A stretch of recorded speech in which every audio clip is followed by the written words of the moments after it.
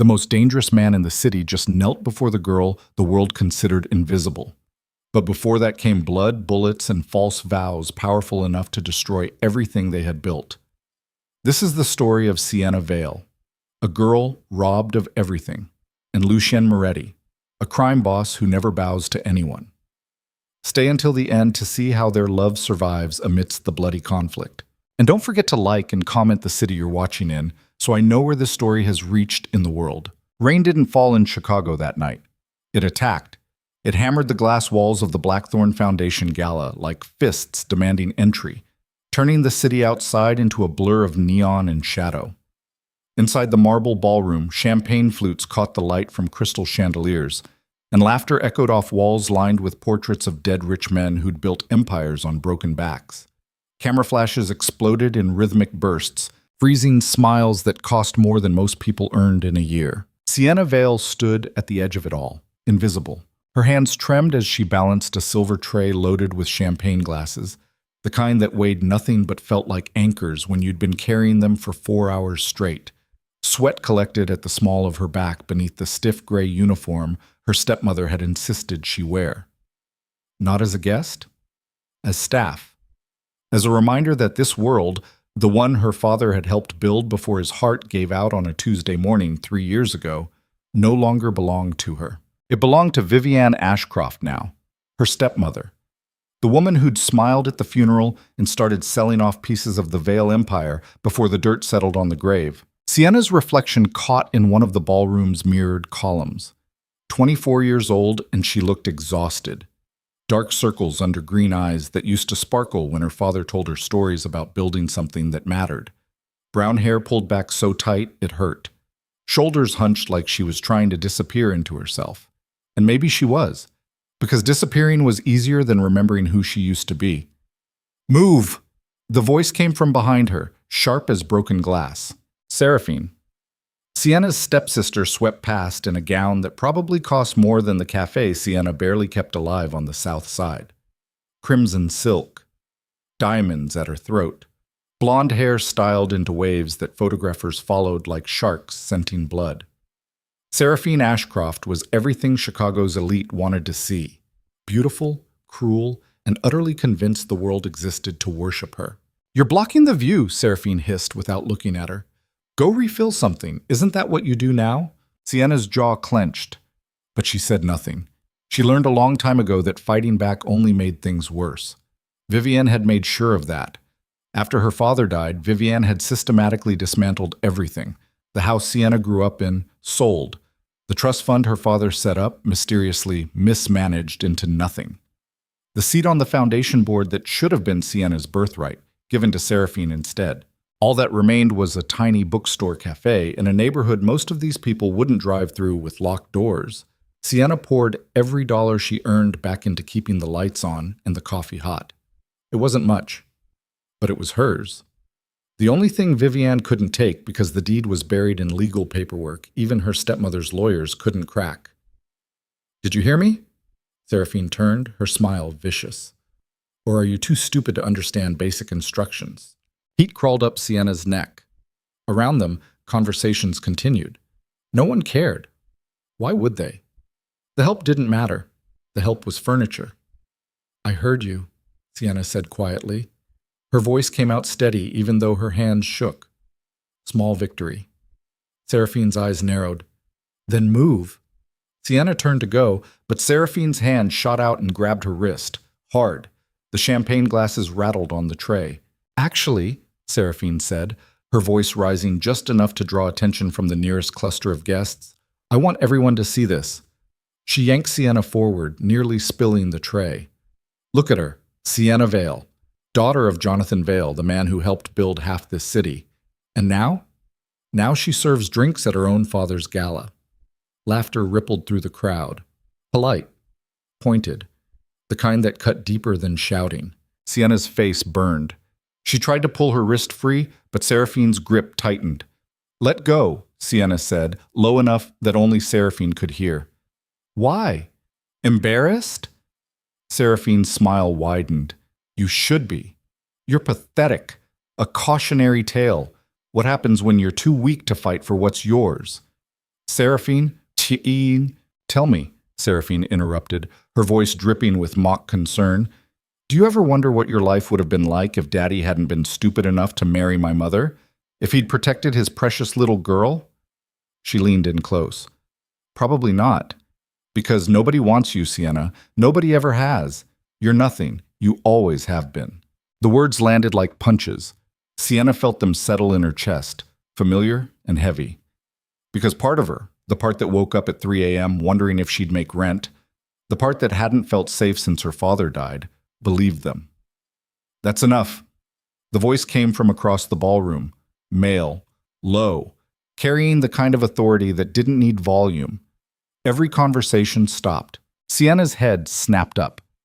Through the crowd, parting like a sea that knew better than to stay in his way, walked a man dressed in black, expensive black, the kind tailored so perfectly it looked effortless. Dark hair swept back from a face carved with sharp angles and shadows. Eyes the color of smoke, cold and calculating, scanning the room like a predator deciding what to hunt. Lucien Moretti. Sienna recognized him from newspapers, gossip sites, whispered conversations that died the moment someone noticed you listening. He was a ghost in expensive suits, a name associated with power plays, hostile takeovers, and rumors that connected him to everything from underground casinos to weapons shipments moving through the port at midnight. The kind of man who owned politicians, controlled territories, and never, ever appeared in public without a reason. And right now, he was walking straight toward her. The ballroom held its breath. Seraphine released Sienna's wrist immediately, her expression shifting from triumphant to stunned. She smoothed her dress, adjusted her smile, arched her back just slightly, playing the part she'd been perfecting since she could walk. "Mr. Moretti?" Seraphine purred, stepping forward. "What a surprise! I didn't realize you'd be attending tonight. I'm Seraphine Ashcroft. Perhaps you've heard of some—" He walked past her, didn't slow, didn't glance, didn't acknowledge her existence. Seraphine's smile froze on her face. Lucien stopped directly in front of Sienna. Up close, he was taller than she expected, broader, the kind of presence that swallowed all the air in a room and left you wondering if breathing was optional. His eyes met hers, gray, unreadable, holding something dangerous just beneath the surface. "Give me the tray," he said quietly. Sienna blinked. "What?" "The tray."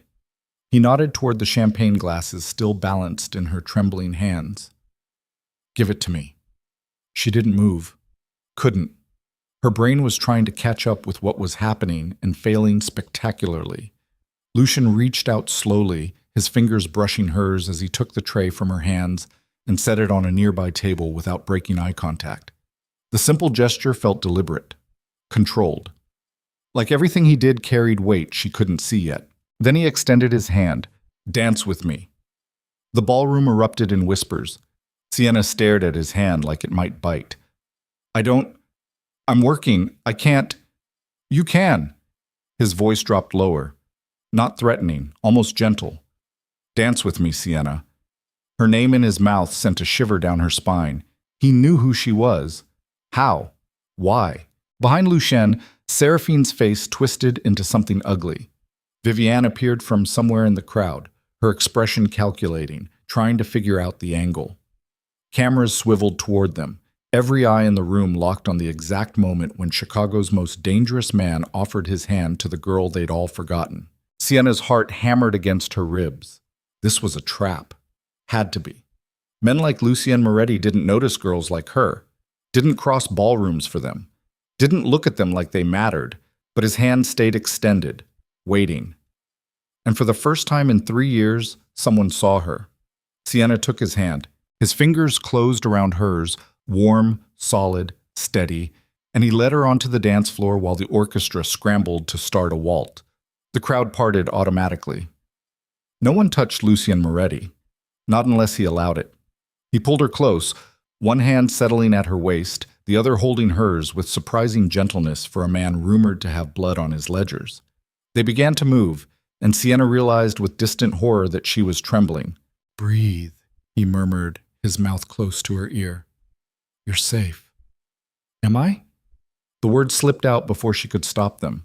The corner of his mouth twitched, almost a smile.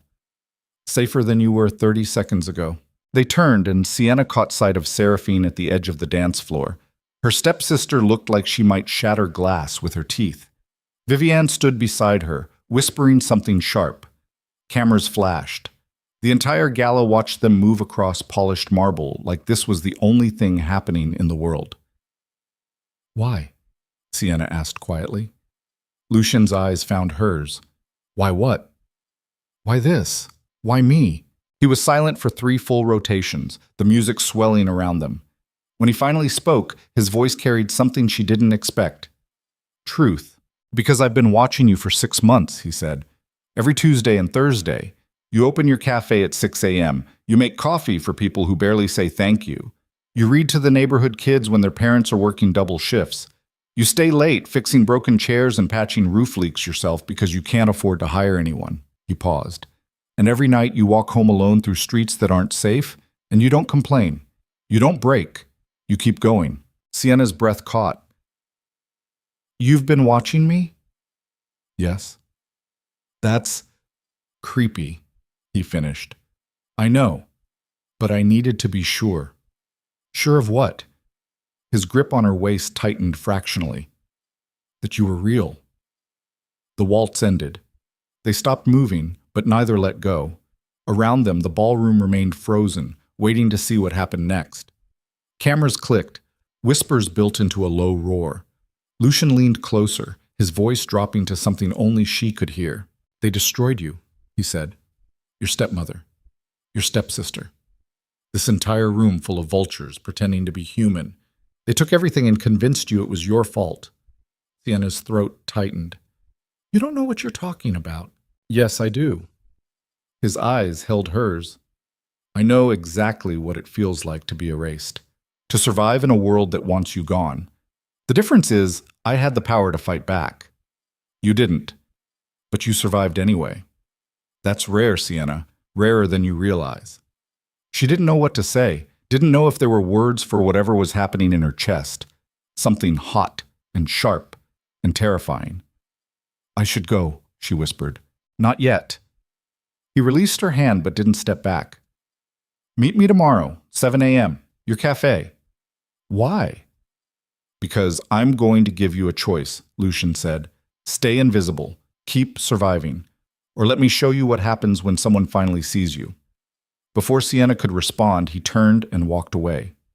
The crowd parted again, and he disappeared through the ballroom doors like smoke dissolving into night. Just gone. As if the entire interaction had been a hallucination. But Sienna's hand still burned where he'd held it. Seraphine appeared at her side, fury radiating off her in waves. What did you do? Nothing, Sienna said numbly. I didn't. Liar. Seraphine's voice shook. What did you say to him? I didn't say anything. He just... Shut up. Seraphine grabbed her arm, nails digging in. Whatever game you think you're playing, it ends now. Lucien Moretti is mine. He's supposed to be mine. Mother promised. Seraphine. Vivienne materialized beside them, her smile sharp enough to cut. Not here. Smile for the cameras. Seraphine's expression smoothed instantly, but her grip on Sienna's arm remained brutal. This isn't over. They walked away, leaving Sienna standing alone in the center of the dance floor, while 300 people stared and whispered and dissected every second of what they'd just witnessed. Sienna's hands shook. Her heart wouldn't slow down. And tomorrow Lucien Moretti would be waiting at her cafe, and she had absolutely no idea what happened next. The cafe sat wedged between a laundromat and a bodega on a street where graffiti climbed brick walls like ivy. Sienna unlocked the door at 5:30 the next morning, her hands still shaking from lack of sleep. She'd spent the entire night replaying the gala, Lucien's words circling her brain like vultures. I've been watching you. She should be terrified. Any sane person would be. But instead, she felt something else. Something dangerous. Hope. The cafe smelled like old books and fresh coffee grounds. Mismatched furniture crowded the small space. Chairs salvaged from estate sales. Tables Sienna refinished herself. Shelves stuffed with paperbacks customers could borrow for free. Morning light filtered through windows she'd scrubbed clean last week, casting gold across worn floorboards. This place was a mess. But it was hers. Sienna started the espresso machine, its familiar hiss settling her nerves. She pulled shots, steamed milk, arranged pastries from the bakery 2 blocks over. Routine? Normal. Safe. The door chimed at 6:53. Lucien Moretti walked in wearing dark jeans and a black shirt that probably cost more than her entire month's rent. No suit, no tie.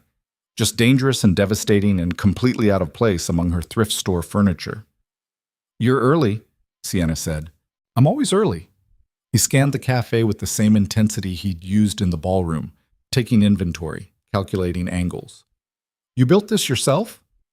"What's left of it?" She wiped down the espresso machine, needing something to do with her hands. "My father left it to me. It was falling apart when I got it. Still is, honestly, but it's mine. Show me." "What?" "Show me what you built." Sienna hesitated, then led him through the cafe. She pointed out the reading nook she'd created near the window, the community board where neighbors posted job listings and lost pet flyers, the children's corner with floor cushions and picture books. Small things. Insignificant in the grand scheme of Lucien's world. But he listened. Really listened. Asked questions about her regulars, the local kids who came after school, the elderly woman who sat in the corner every afternoon reading romance novels. They ended up at a table near the back. Sienna made him an espresso, triple shot, no sugar, and watched him taste it. "This is excellent," he said. "You sound surprised." "I am. Most places serve garbage." He set the cup down carefully. "You were trained?" "My father taught me. He believed coffee should be an experience, not just caffeine." She wrapped her hands around her own cup, absorbing its warmth. "He taught me a lot of things that don't matter anymore." "They matter." "Do they?" Sienna met his eyes. "Because from where I'm sitting, nothing I learned from him saved me from losing everything. His company, his house, his legacy. All gone. Viviane made sure of that." "Tell me what happened." So she did. The words came slowly at first, then faster, like a dam breaking. She told him about her father's sudden death, the will that left everything to Viviane, with only the cafe specifically designated for Sienna. How Viviane had systematically dismantled the Vale Empire, selling off assets and consolidating power, while Seraphine played queen at every charity event in the city. How they'd forced Sienna to work at the gala last night, dressing her like a servant in her own father's house. Lucien listened without interrupting. His expression never changed, but his fingers tightened around the espresso cup. "Your stepmother made a mistake," he said when she finished. "Which one?" "Leaving you the cafe. She should have taken everything. Leaving you even this much means she's afraid." "Afraid of what? I'm nobody." "No." Lucien leaned forward. "You're Jonathan Vale's daughter, the legitimate heir to everything he built. Viviane knows that. So does everyone else in this city with half a brain. She can sell the company, steal the money, parade Seraphine around like royalty. But she can't erase you, not completely. This cafe proves it. You're still here, still fighting. That terrifies her." Sienna laughed, bitter and sharp. "I'm not fighting. I'm surviving. There's a difference." "Is there?" "Yes." She pushed her cup away. "Fighting means you have a chance to win. I'm just trying to make it through the day without losing the one thing I have left." Lucien was quiet for a long moment. Outside, the street came alive with morning traffic. A bus hissed past. Someone shouted in Spanish 2 buildings down. Normal sounds, safe sounds. "What if you could fight back?" he asked finally. Sienna's stomach twisted. "What are you talking about?" "Your stepmother took everything because she knew you couldn't stop her. She had lawyers, money, connections. You had grief and a 200-square-foot cafe barely breaking even." He paused. "But that changes if you have someone in your corner, someone with resources, leverage. You." "Yes." "Why?" Sienna demanded. "Why would you care about any of this? You don't know me. Last night was... I don't even know what last night was. But whatever you think this is, I think," Lucien interrupted quietly, "that you're the first real thing I've seen in 10 years. The air between them went electric. "I don't understand," Sienna whispered. "I know." He stood, pulling a card from his pocket and setting it on the table. Black cardstock, silver lettering, just a phone number. Call me when you're ready to stop surviving and start living. He walked to the door, paused with his hand on the handle, and looked back. They told you nobody wants you, he said. They lied. Then he was gone. Sienna sat alone in her cafe, staring at the black card on the table, and felt the fragile world she'd built start to crack. She didn't call. 3 days passed. Then a week. Sienna threw herself into work, opening early, closing late, scrubbing floors until her hands bled, anything to avoid thinking about Lucien Moretti and the impossible thing he'd offered. But the city had other plans. Gossip sites exploded with photographs from the gala. Sienna and Lucien on the dance floor, his hand at her waist, their faces inches apart. Headlines screamed questions. Who is she? Mystery woman captures Moretti's attention. Sienna Vale. From heiress to nobody. The photos made her look different, confident, beautiful. Like someone who belonged in Lucien's world. She hated it. Customers started recognizing her. Some whispered. Others asked outright if she was dating him. Sienna denied everything, but the questions kept coming. And worse, Seraphine noticed.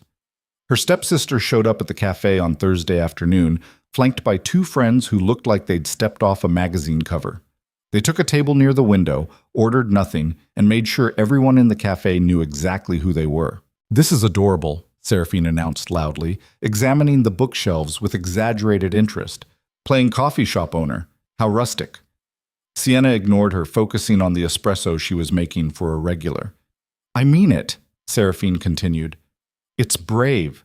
Pretending you matter. Pretending one dance with Lucien Moretti means anything. She turned, her smile vicious. He hasn't called, has he? Sienna's hand shook. Coffee grounds spilled across the counter. I didn't think so. Seraphine leaned against the counter, lowering her voice just enough that her friends couldn't hear. Let me explain how this works. Men like Lucien don't want girls like you. They want trophies, power, status. You're a curiosity, a charity case he noticed for 5 minutes at a party, but that's over now. He's already forgotten you exist. Then why are you here? Sienna asked quietly.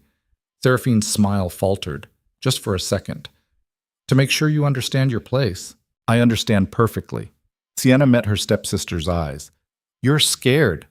Of you? Please. Not of me. Of him. Sienna set down the portafilter, her voice steady despite the fear clawing at her throat. You're scared because Lucien walked past you like you were furniture. Because for once in your life, being beautiful and rich wasn't enough. He didn't want you. He wanted me. And you can't stand it. Seraphine's face went white with rage. She leaned in close, her voice dropping to a hiss. You have no idea who you're dealing with. Lucien Moretti is dangerous. He's a criminal, a monster. And if you think he cares about you, if you think you're special, you're even stupider than I thought. She turned and walked out, her friends scrambling to follow. Sienna's hands shook so badly she had to grip the counter to stay upright. Around her, customers pretended they hadn't heard anything, burying their faces in books and phones. But she felt their eyes, their judgment, their pity. That night, alone in her apartment above the cafe, Sienna pulled out Lucien's card. Black stock, silver numbers. She stared at it for an hour. Then she dialed. He answered on the first ring. Sienna? Just her name. But the way he said it, like he'd been waiting, made her chest tight. I need to know something, she said. Ask. Are you a monster? Silence. Long enough that she thought he might hang up. Yes, Lucien said finally. I've done things that would make you run. Built an empire on blood and fear. Hurt people who deserved it, and some who didn't. If you're looking for a hero, you called the wrong number. I'm not looking for a hero. Her voice came out steadier than she felt. I'm looking for the truth. The truth is, I'm exactly what they say I am. Dangerous, ruthless, a king in a city built on violence. He paused. But I've never lied to you, and I never will. Sienna closed her eyes. What do you want from me? Everything you're willing to give, nothing you're not. That's not an answer. Yes, it is. His voice softened fractionally. I want to know you, Sienna, the real you, not the broken version your family created, not the girl hiding behind coffee cups and polite smiles, The woman who survived 3 years of hell and still gets up every morning to make the world a little less cruel. He let that settle. And in return, I'll give you the power to fight back, to take everything they stole, to stop being invisible. Her breath caught. And if I say no, then I walk away. You never hear from me again. Another pause. But we both know you didn't call to say no. He was right. She hated that he was right. I don't know how to do this, Sienna whispered. Do what? Trust someone. Let someone in. I haven't, not since my father died. Everyone leaves. Everyone takes. I can't. Sienna. His voice cut through her spiral. Breathe. She did. Once. Twice. I'm not your father, Lucien said quietly. I'm not your family. I'm not anyone you've known before. But I'm here. Right now. And if you let me, I'll prove that not everyone leaves. Tears burned at her eyes. Why me? Because you're the only person in this entire goddamn city who looks at me like I'm human instead of a weapon. The raw honesty in his voice cracked something inside her. Because when I'm near you, I remember what it feels like to want something beyond power. Because you're real, Sienna. And I've been surrounded by lies for so long I forgot what real looked like. She couldn't breathe, couldn't think. Have dinner with me, Lucien said.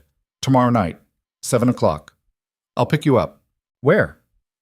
Somewhere quiet, away from cameras and crowds and people who think they own you. A pause. Say yes.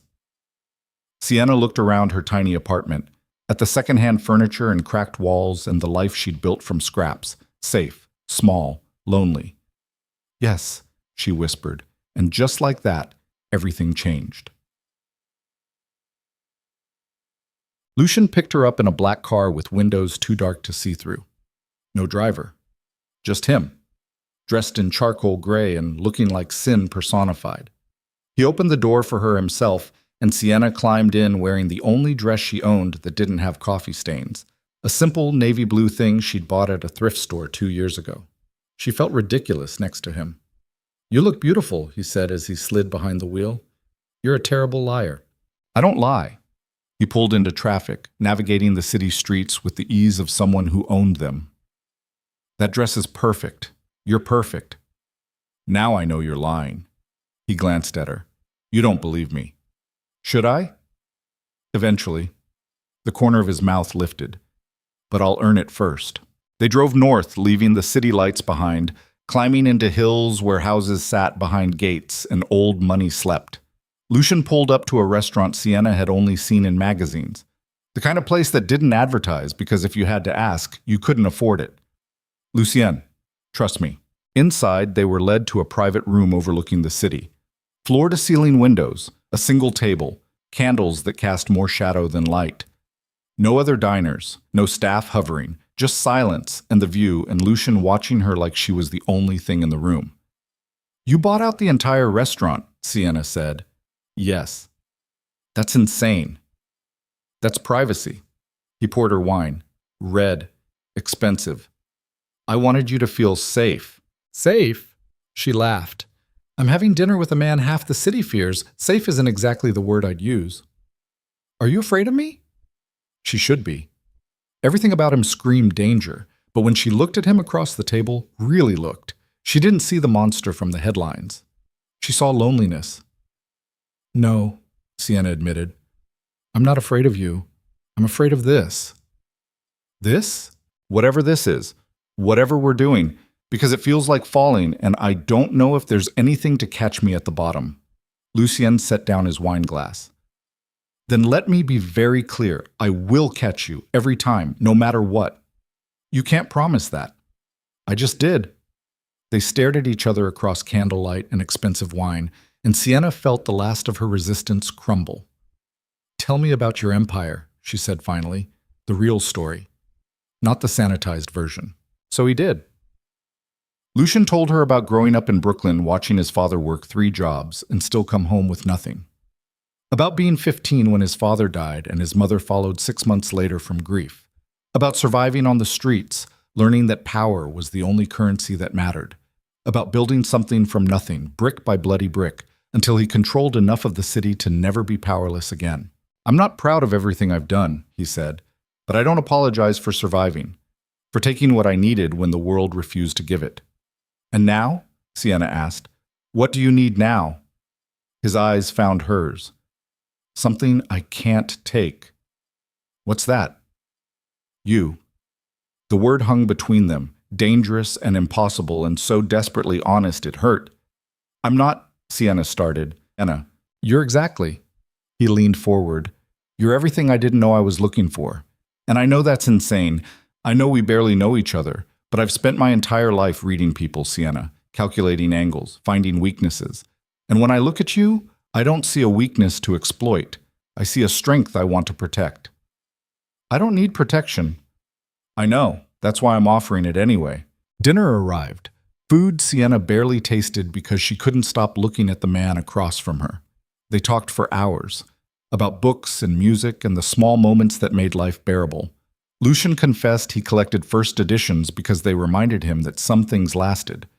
Sienna admitted she sometimes stayed late at the cafe just to read without worrying about paying rent. And somewhere between the second course and dessert, their hands found each other across the table. His fingers were warm, solid, scarred in places she didn't ask about. I want to show you something, Lucien said as they left the restaurant. He drove them deeper into the hills to a house that looked like it belonged in a dream. Modern lines, glass walls, a view that stretched across the entire city like scattered diamonds. Is this yours? Sienna breathed.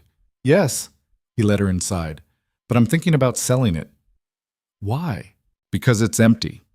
He walked to the windows, hands in his pockets. I've lived here for 5 years, filled it with expensive furniture and art I don't care about, but it's never been a home, just a place to sleep between wars. Sienna stood beside him, looking out at Chicago glittering below. What would make it a home? He turned to face her. You. Her heart stopped. Lucien, I'm not asking you to move in. Not yet. Maybe not ever. But I'm asking you to consider the possibility that this, us, could be real. That you could have everything you deserve, safety, freedom, a life that's yours instead of the scraps they left you. I'm not asking you to decide tonight. He stepped closer, close enough that she could feel the heat coming off him. I'm asking you to let me prove I'm worth the risk. Let me show you what your life could look like if someone actually fought for you instead of against you. Sienna's breath came faster. And if I say yes? If I let you in? What happens when you realize I'm not worth it? When you get bored or decide I'm more trouble than I'm worth? That won't happen. You don't know that. Yes, I do. His hand came up, cupping her face with surprising gentleness. I've spent 10 years building an empire. I know the difference between something temporary and something that lasts. You last, Sienna. You're the kind of woman men go to war for. I'm nobody, she whispered. No. His thumb brushed her cheekbone. You're mine. And then he kissed her. It wasn't gentle, wasn't careful. It was hunger and desperation and 10 years of loneliness colliding with 3 years of survival. Sienna's hands fisted in his shirt, and she kissed him back like drowning, like breathing, like finally coming up for air after being underwater so long she forgot what oxygen felt like. When they finally broke apart, both breathing hard, Lucien rested his forehead against hers. Stay, he whispered, just for tonight. Nothing else. Just stay. She should say no, should run, should protect herself from the inevitable heartbreak waiting at the end of this impossible thing. But instead, she nodded. They ended up on the couch overlooking the city, Sienna curled against Lucien's chest while his fingers traced patterns on her shoulder. They didn't talk. Didn't need to. The silence felt safe in a way Sienna hadn't experienced since her father died. She fell asleep there, in the arms of the most dangerous man in Chicago, and for the first time in 3 years, she didn't have nightmares. Instead, morning came too fast. Sienna woke to sunlight streaming through glass walls, and Lucien watching her with an expression she couldn't read, soft, almost vulnerable. Coffee? He asked. Please? He made her an espresso that rivaled her own, which shouldn't have surprised her but did anyway.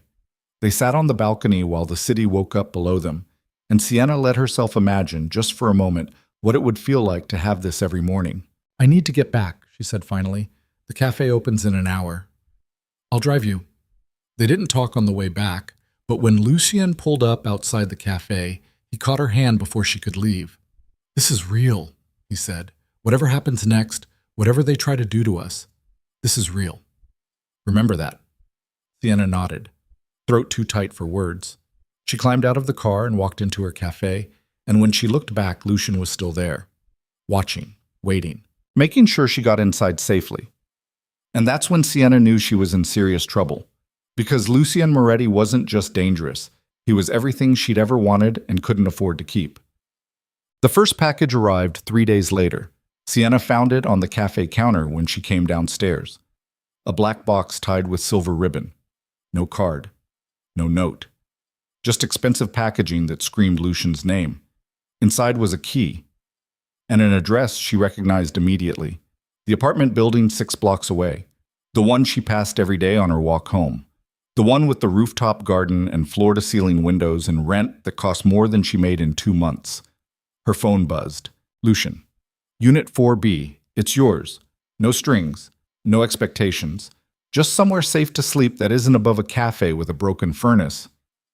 "Sienna. I can't accept this." "Lucien. You can. You just don't think you deserve it, but you do. Move in this weekend. I'll help." "Sienna. This is crazy." "Lucien. This is me keeping promises." She stared at the key, heart racing. This was happening. This was real. And Seraphine was going to lose her mind. Moving day came faster than Sienna expected. Lucien showed up with a truck and 3 men who handled her belongings like they were made of glass instead of thrift store garbage. He packed boxes himself, his expensive shirt rolled to his elbows, looking completely out of place and somehow perfect. "This is too much," Sienna said for the 100th time. "It's not enough." He carried a box of books past her. "You deserve so much more than this." The new apartment was beautiful. Hardwood floors, modern kitchen, a bedroom with actual space to breathe. But the best part was the balcony overlooking the river, where the city lights reflected on water like broken stars. That night, after everything was unpacked, they stood on that balcony together while Chicago hummed below. "Thank you," Sienna whispered. Lucien pulled her close. "You don't have to thank me. Not for this. Not for anything." She turned in his arms, looking up at him. "What are we doing, Lucien?" "Building something." His hand came up, tucking a strand of hair behind her ear. "Something worth protecting."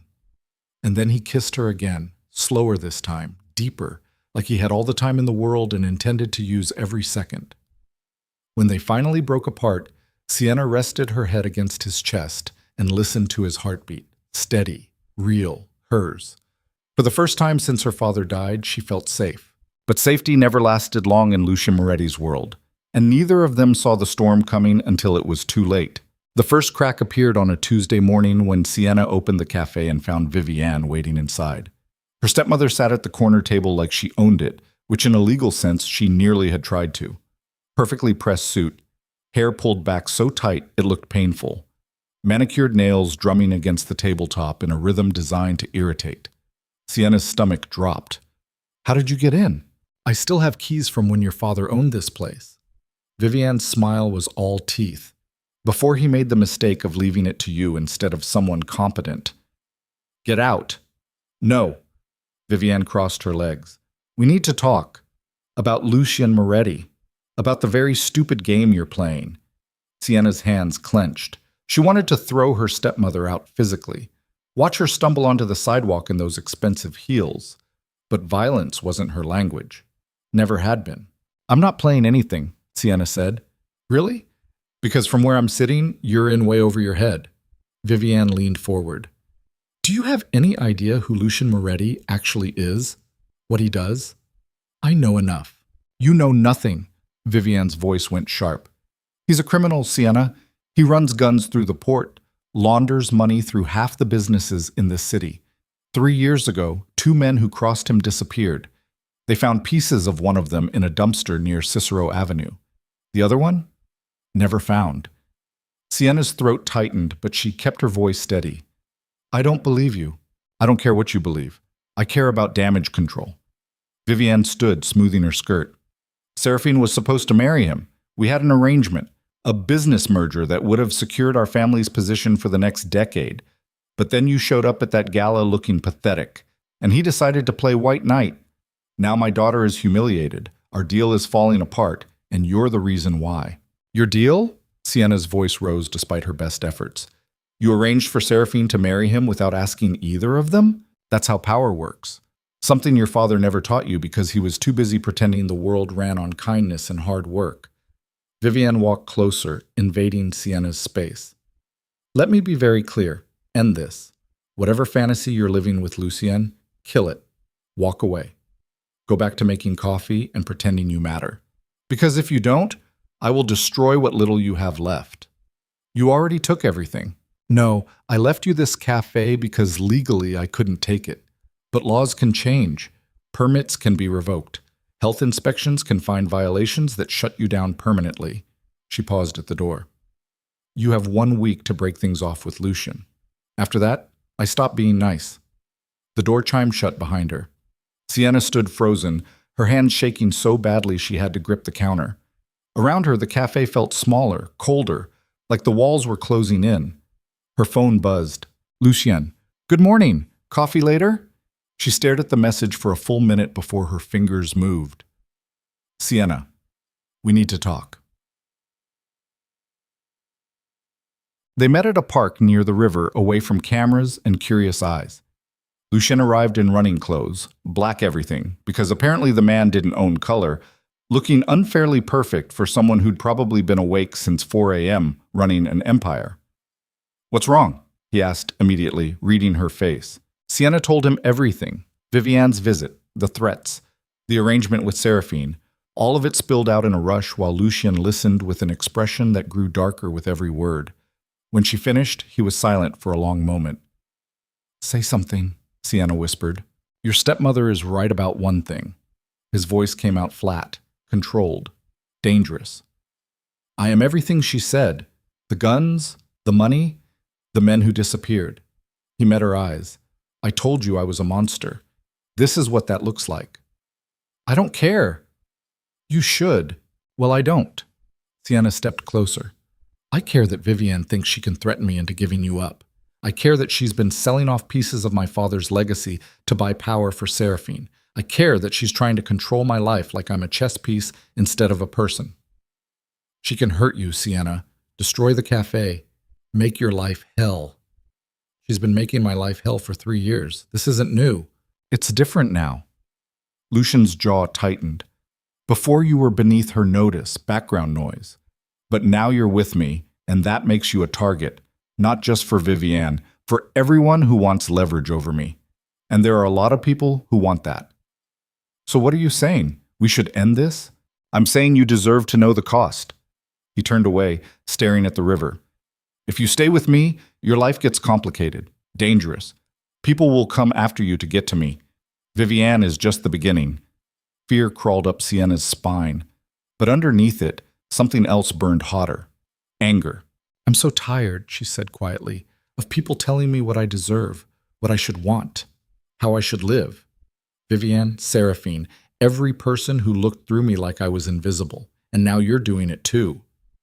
Lucien's head snapped around. That's not... Yes, it is. Her voice shook. You're trying to protect me by pushing me away, making the decision for me instead of letting me choose. But I already chose, Lucien. The night I called you. The night I stayed at your house. Every moment since then, I chose you. You don't know what you're choosing. Then tell me. She grabbed his arm, forcing him to face her. Stop protecting me from the truth and just tell me. All of it. The worst parts. The things that keep you awake at night. Because I'd rather know and stay than be safe and alone. They stood there, the river rushing past, the city noise fading into background static. Lucien looked at her like he was trying to memorize her face, like he was saying goodbye. Then he started talking. He told her about the first man he killed, 18 years old, cornered in an alley by someone who thought he'd be easy prey. About building his organization brick by bloody brick, learning that mercy was a luxury he couldn't afford. About the deals he'd made, The compromises with his conscience, the nights he woke up wondering if he'd become the thing he swore he'd never be. "I'm not a good man," he finished. "I've never pretended to be. And being with me means accepting that. It means living with the knowledge that the money paying for your apartment, the protection keeping you safe, it comes from places you don't want to look too closely at." Sienna absorbed it all, let it settle, let herself feel the weight of what he was offering. Then she said, "My father used to tell me that people aren't their worst moments, that everyone carries darkness. The question is what you do with it." She met his eyes. "You could have left me at that gala, could have ignored me completely, but you didn't. You saw me when no one else did. You gave me safety when I had none. That matters more than whatever else you've done." "Sienna, I'm not finished." She stepped closer. "I know what I'm choosing. I'm choosing you, all of you, the darkness and the light, the monster and the man. Because you're the first person in 3 years who made me feel like I was worth something. And I'm not giving that up because Viviane threatened me or because you're scared I can't handle your world." Lucien stared at her. Then, slowly, he smiled. Real and devastating and so rare she knew she'd remember it forever. "You're insane," he said, probably. "And stubborn. Definitely." He pulled her close, his arms wrapping around her like armor. "If we do this, if we really do this, there's no going back. Viviane will escalate. So will everyone else who sees you as a weakness. It's going to get ugly." "Then let it get ugly." Sienna pressed her face against his chest, listening to his heartbeat. "I'm done running, done hiding, done being invisible." "Okay." He kissed the top of her head. "Then we fight." The war started small. First, a health inspector showed up at the cafe unannounced, found violations that didn't exist, expired permits, inadequate ventilation, a grease trap that supposedly hadn't been cleaned in months, even though Sienna had receipts proving otherwise. The cafe was shut down for a week while she scrambled to fix problems that weren't real. Lucien sent lawyers. The best money could buy. They tore the violations apart, threatened countersuits, and had the cafe reopened within 3 days. But the damage was done. Customers were spooked. Revenue dropped. Then the gossip sites exploded. Moretti's mystery girl, gold digger or genuine?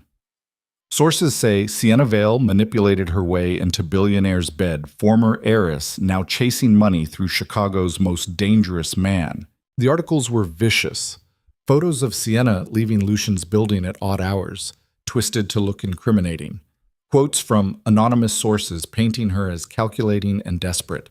Seraphine's face appeared in every piece, offering sympathetic soundbites about her poor stepsister who lost her way. Sienna read them all in one sitting, her stomach churning. "Don't," Lucien said, pulling the laptop away. They were in his penthouse, floor-to-ceiling windows showing Chicago at midnight. "They're lies designed to hurt you. They're working. Only if you let them." He turned her face toward him. "Look at me. None of this matters. Not the articles, not the gossip. You know who you are. I know who you are. That's all that counts. People believe this stuff. My regulars at the cafe, they're looking at me differently, whispering when I walk past. Then we make them stop." "How?" His expression went cold. "I own half the media outlets running these stories. The other half are owned by people who owe me favors. One phone call and this ends." "No." Sienna pulled back. "I don't want you to fix this by scaring people. That just proves them right, that I'm using you for power." "You're not. I know that. You know that. But if you come in like some avenging mob boss, everyone else will think I manipulated you into defending me. It makes it worse." Lucien's jaw clenched. "So what do you want me to do? Watch them destroy you?" "I want you to let me handle it my way." "Which is?" "I don't know yet." She stood, pacing to the windows.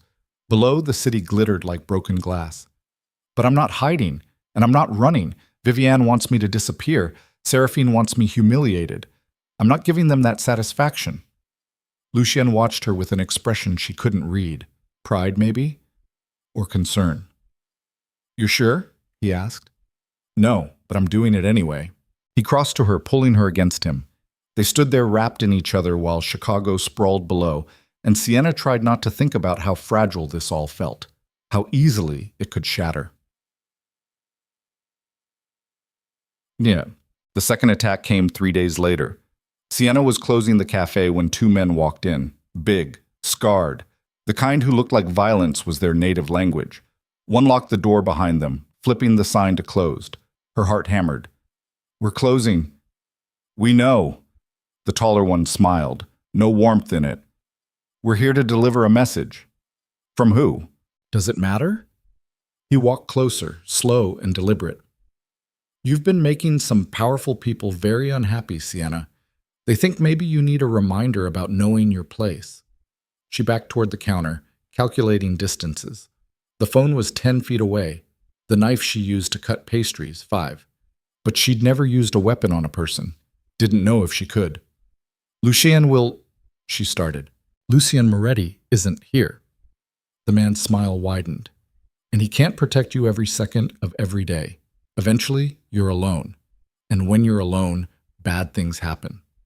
The second man moved, circling behind her, cutting off escape routes. Sienna's breath came faster.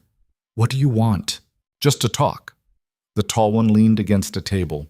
"See, there's this lady who used to have an arrangement with Mr. Moretti. A business deal that would have made everyone rich.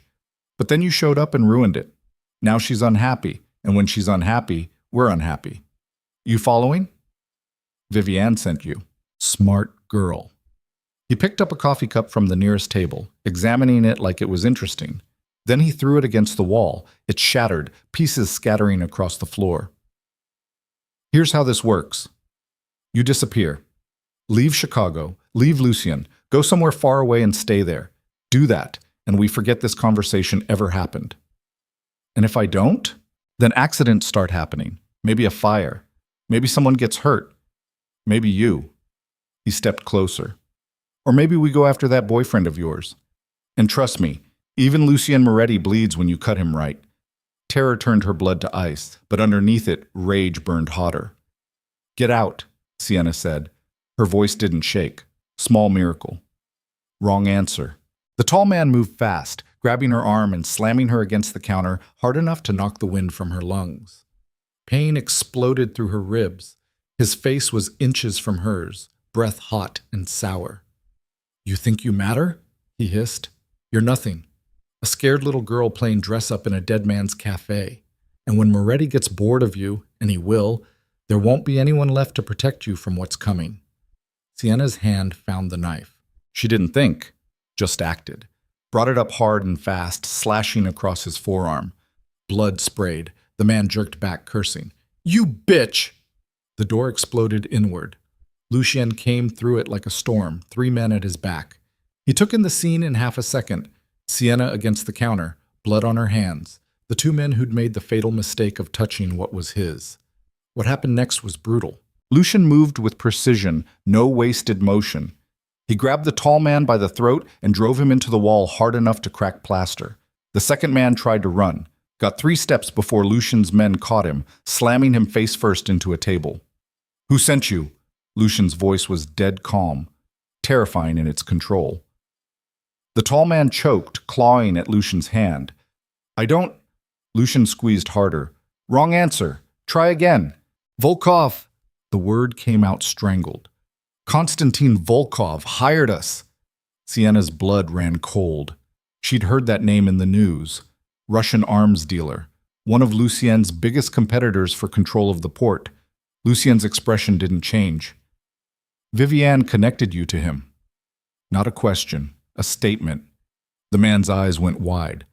"I don't know about that. I swear, we just—" "Get out!" Lucien released him. The man collapsed, gasping. "Both of you.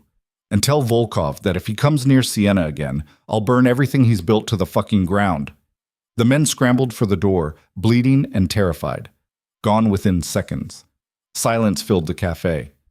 Lucien turned to Sienna, his eyes scanning her for injuries. "Are you hurt?" "I'm fine." "You're bleeding." She looked down. Blood on her hands. On her shirt. Most of it wasn't hers. "It's not—" "I'm okay. Really."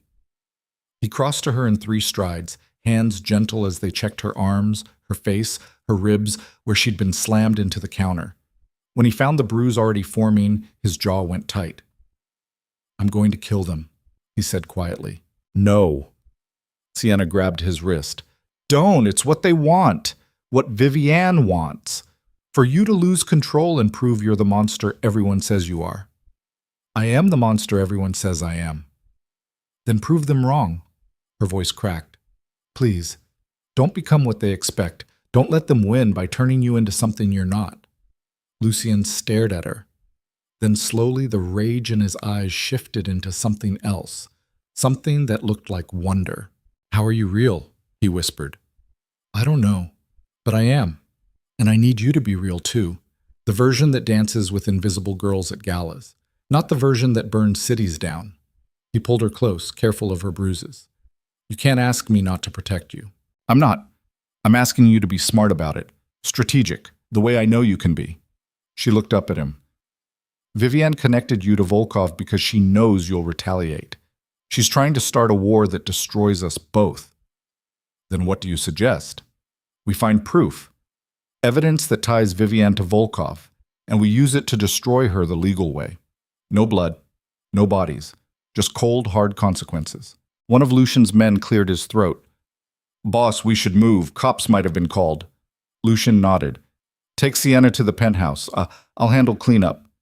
I'm not leaving you, Sienna started. You're hurt. You need medical attention. And I need to know you're somewhere safe while I deal with this. He kissed her forehead. Please, for me. She wanted to argue, but exhaustion was setting in, adrenaline fading, leaving her shaky and cold. Okay, she whispered. But the penthouse felt too quiet after the violence of the cafe. Lucien's men stationed themselves at the door while a doctor examined Sienna's ribs. Bruised, not broken. She'd gotten lucky. Lucien returned 2 hours later, looking exhausted. He'd changed clothes, the blood-stained one's gone, but she could still see the violence in his eyes, barely contained. It's handled, he said. What does that mean? The cafe's clean, locks changed, security cameras installed. No one gets in without clearance. He sat beside her on the couch. And I've got people looking into Vivienne's connection to Volkov. If there's evidence, we'll find it. Sienna leaned against him. This is getting out of control. I know. She tried to have me scared away. When that didn't work, she sent men to threaten me. What's next? I won't let there be a next. His arm came around her shoulders. I'm moving you here. Full time. The apartment downtown isn't safe. Lucien, I'm not asking, Sienna. You were attacked tonight, in your own cafe, by men working for a Russian arms trafficker who wants me dead. This isn't about pride or independence anymore. It's about keeping you alive. She wanted to fight him, but he was right. The apartment, the cafe, nowhere felt safe anymore. What about my regulars? The cafe? I'll assign security. 2 men, rotating shifts. They'll watch the cafe, make sure nothing happens. You can still run it, but you sleep here, where I know you're protected. It felt like losing, like admitting Vivienne had won, but it also felt like breathing for the first time in hours. Okay, Sienna said finally. Relief crossed Lucien's face. He pulled her closer, pressing his lips to her temple. I'm sorry. For what? For bringing this into your life, for making you a target. You didn't make me anything. I chose this. I chose you. And I'd do it again. They sat in silence, wrapped in each other while the city glowed outside. And Sienna tried not to think about how much worse this could get. Moving into the penthouse should have felt like a victory. Instead, it felt like hiding. Sienna packed what little she owned from the apartment downtown, clothes, books, the photograph of her father she kept on the nightstand. Lucien's men carried everything while she stood in the empty space and tried not to feel like she was losing ground. Hey, Lucien's voice came from the doorway. You okay? I don't know. She turned to face him. A month ago, I was invisible, struggling but free. Now I'm living in a penthouse with security guards and running from Russian arms dealers. How is this my life? Because you met me. I don't regret it. You should. He walked closer. Every rational part of your brain should be screaming at you to run, to get as far from me as possible and never look back. But I'm not rational when it comes to you. She stepped into his space. I'm reckless and stupid, and falling for a man who probably has more enemies than friends. And I don't care. Because when I'm with you, I feel alive instead of just surviving, and that's worth the danger. Lucien kissed her, slow and deep and desperate, like he was trying to memorize the taste of her. When they broke apart, his forehead rested against hers. "I'm going to end this," he said quietly. "Viviane, Volkov, all of it. I'm going to make sure you're safe. We're going to end this, together." "Together," he agreed, but they both knew the truth. This was just the beginning. The evidence arrived on a Tuesday in the form of a flash drive delivered by one of Lucien's investigators. They sat in his office, all dark wood and leather, overlooking the city, while the man explained what he'd found. Viviane Ashcroft made contact with Konstantin Volkov 3 weeks ago. Initial meeting was at the Ambassador Hotel, private suite. We've got security footage, phone records connecting them, wire transfers from Volkov's accounts to offshore holdings in Viviane's name. "How much?" Lucien asked. $2 million. Payment for services rendered. Sienna's stomach turned. "What services?" The investigator glanced at Lucien, who nodded permission. "Intelligence. Your schedule, Miss Vale, where you go, when you're alone, security weaknesses around the cafe." She sold Volkov everything he needed to get to you. The room tilted. Sienna gripped the desk. "She sold me out. Not just that." The investigator pulled up more files. "She's been working with Volkov for months, helping him move weapons through the port in exchange for a cut of the profits. The arrangement with your stepsister marrying Moretti? That was supposed to give Volkov inside access to Lucien's operations. When that fell apart, they pivoted to using you as leverage." Lucien's expression went dark, dangerous. "Where's Volkov now?" "Unknown. He's gone underground since the cafe incident, but Viviane is still in play. She doesn't know we have this yet." "Good." Lucien stood. "Keep it that way." The investigator left. Sienna sat frozen, trying to process what she'd just learned. Her stepmother, the woman her father married, the woman who was supposed to care for her after he died, had sold her to a criminal for $2 million. "I'm going to be sick," Sienna whispered. Lucien was beside her instantly, pulling her close. "Breathe. Just breathe. She tried to have me killed, for money, for power. Sienna's voice broke. "My father loved her. He trusted her with everything, and she—" "I know." He held her tighter. "I know." They stayed like that for a long time. When Sienna finally pulled back, her eyes were dry. The tears had burned away, leaving something harder behind. "What do we do with this?" she asked. "We use it, leak it to the authorities. Let them arrest her for arms trafficking and attempted murder. She'll spend the rest of her life in prison." "And Volkov?" "I'll handle Volkov personally." Something in his tone made her look up. "Lucien, he tried to kill you, Sienna. Paid men to scare you, hurt you. That doesn't get forgiven. It gets answered. Not with more violence. Then what? You want me to call the police on a Russian arms dealer who will be out of the country before they can file charges? This is my world. These are the rules. You hurt what's mine, you pay the price. I'm not yours to avenge." The words came out sharper than she meant. "I'm my own person, and I'm asking you, begging you, not to become the monster Viviane wants you to be. Because if you kill Volkov, you prove every terrible thing they've said about you, and I won't be able to defend you anymore." Silence filled the office. Lucien stared at her like she'd slapped him. "You think I care what people say about me?" "No, but I think you care what I say.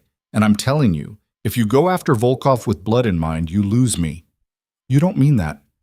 "Yes, I do." Her voice shook. "I fell for the man who saw me, who made me feel safe, who promised to catch me when I fell. But if you turn into a murderer because someone threatened me, then you're not that man anymore. You're exactly what Viviane says you are." "I've always been what Viviane says I am." "Then prove her wrong." Sienna stood facing him across the desk. "Show her, show everyone, that you can be more than violence and fear. That you can protect me without destroying yourself." Lucien's hands clenched into fists. "You're asking me to let him walk away. I'm asking you to be smart, strategic. Use the evidence to destroy Viviane legally. Cut off Volkov's resources. Make it impossible for him to operate, but don't kill him. Because the second you do, you become what they expect. And I lose you to that darkness. They stared at each other across the office. Outside, thunder rumbled, storm coming. I need time to think, Lucien said finally.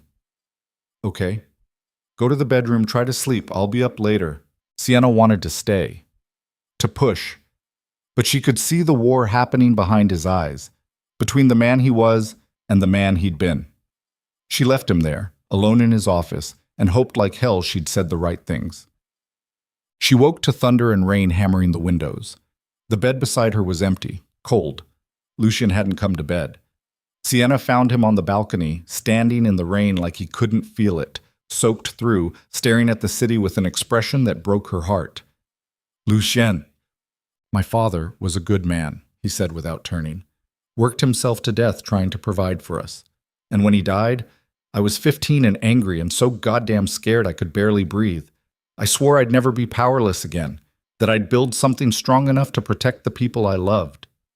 She stepped onto the balcony, rain immediately soaking her hair. But every time I try to protect someone, Lucien continued, I become the thing they're afraid of, the monster, the killer. And you're standing here asking me to be different, to choose you over vengeance, over everything I've built my life around. I know. It's not that simple. I know that too. She moved beside him. But I also know that killing Volkov won't make you feel better. It won't undo what happened. It'll just prove to yourself that you're irredeemable, and you're not. You're the man who danced with me when no one else saw me, who gave me a home, who looks at me like I matter. Her voice broke. Don't throw that man away because you're angry. Lucien finally looked at her. Rain streamed down his face. What if I can't be who you need me to be? Then we figure it out together. But give me the chance. Give us the chance. He pulled her close, both of them soaked and shaking. I'll handle Volkov without killing him, but Viviane goes down, hard. No mercy. No mercy, Sienna agreed. They stood in the rain while lightning split the sky, and Sienna prayed she hadn't just made a terrible mistake. The plan came together over 3 days. Lucien's team compiled everything: wire transfers, security footage, recorded conversations between Viviane and Volkov. They packaged it carefully, built an airtight case, and delivered it to the FBI with an anonymous tip. Viviane was arrested on a Thursday morning. Sienna watched it on the news, her stepmother in handcuffs being led from the Ashcroft mansion while reporters swarmed.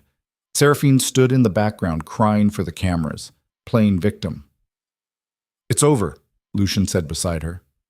Is it? Viviane will be in prison for 20 years minimum. Volkov's operations are crippled, his accounts frozen. He's probably already fled the country. He turned her to face him. You're safe now. But Sienna didn't feel safe. She felt like the eye of a hurricane, that moment of calm before everything exploded. What about Seraphine? She asked. What about her? She knew. About Volkov. About the plan to use me. She had to know. Lucien's expression went carefully blank. We don't have proof. But you suspect. Suspicion isn't evidence. Lucien. Her phone rang. Unknown number. Against her better judgment, she answered. Hello? Sienna. Seraphine's voice came through crystal clear, vicious. Enjoying your victory? What do you want? Just to congratulate you. You destroyed my mother, ruined my life, all because you couldn't handle being exactly what you are. Trash daddy picked up and pretended mattered. Sienna's grip on the phone tightened. Your mother tried to have me killed. Because you wouldn't stay in your place. Seraphine's voice rose. You were supposed to disappear, fade away. Let me have Lucien like mother promised. But no. You had to be special. Had to make him notice you, and now everything's ruined and it's your fault. I didn't... I don't care, Seraphine screamed. I don't care about your excuses or your pathetic victim story. You think you won? You think this is over? It's not, because Lucien Moretti might protect you from Volkov and the police, but he can't protect you from me. The line went dead. Sienna stood frozen, the phone still pressed to her ear. What did she say? Lucien demanded. Before Sienna could answer, his phone rang. He answered, listened for 10 seconds, and his face went dead white. We need to go. Now. What happened? The cafe. His voice shook with barely contained rage. It's on fire. They ran. By the time they arrived, half the block was burning. Flames climbed into the night sky, painting everything orange and red. Fire trucks surrounded the building, but Sienna could already see it was too late. Her cafe, her father's legacy, everything she'd built, gone. She tried to run toward it. Lucien caught her, holding her back while she screamed and fought and broke apart. "There's nothing you can do," he said roughly. "It's gone." No, no, no, no. Sienna collapsed against him, sobbing. Everything. She took everything. I know. I'm sorry. I'm so sorry. They stood there while the cafe burned and firefighters shouted and sirens wailed. And when the roof finally collapsed in a shower of sparks, something inside Sienna collapsed with it. The girl who believed in fresh starts and second chances. The girl who thought kindness mattered more than power. That girl died in the flames. And the woman who rose from the ashes wanted blood. "Find her," Sienna said, her voice empty. "Sienna? Find Seraphine." She pulled away from Lucien, her eyes dry now, cold. "Find her and bring her to me. Because I'm done playing nice. I'm done being the victim. If she wants war, I'll give her war." Lucien stared at her. Then, slowly, he smiled. Dark and proud and terrifying. "Okay," he said. "Let's go to war." And watching her father's legacy burn to nothing, Sienna Vale finally understood what Lucien had been trying to tell her all along. Sometimes monsters were the only things that survived. They found Seraphine at the Ashcroft mansion 3 hours after the cafe burned to ash. She was packing. Designer luggage open on the bed, clothes thrown in without care.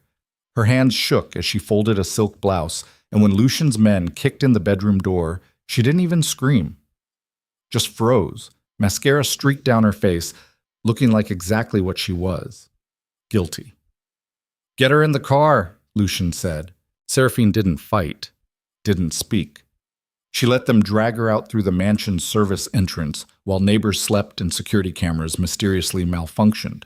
By the time anyone noticed she was gone, they were already across the city, pulling into an abandoned warehouse near the docks that smelled like rust and old blood.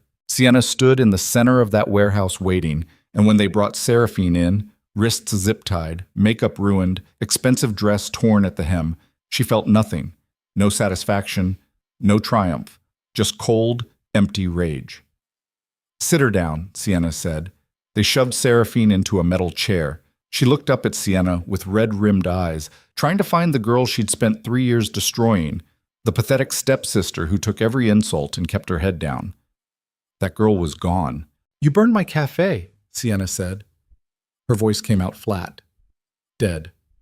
"I didn't—" Seraphine started. "Don't." Sienna stepped closer. "Don't lie. Not now. You called me after your mother was arrested. You told me it wasn't over. 2 hours later, my cafe was on fire. So let's skip the part where you pretend to be innocent and get to the truth." Seraphine's face crumpled.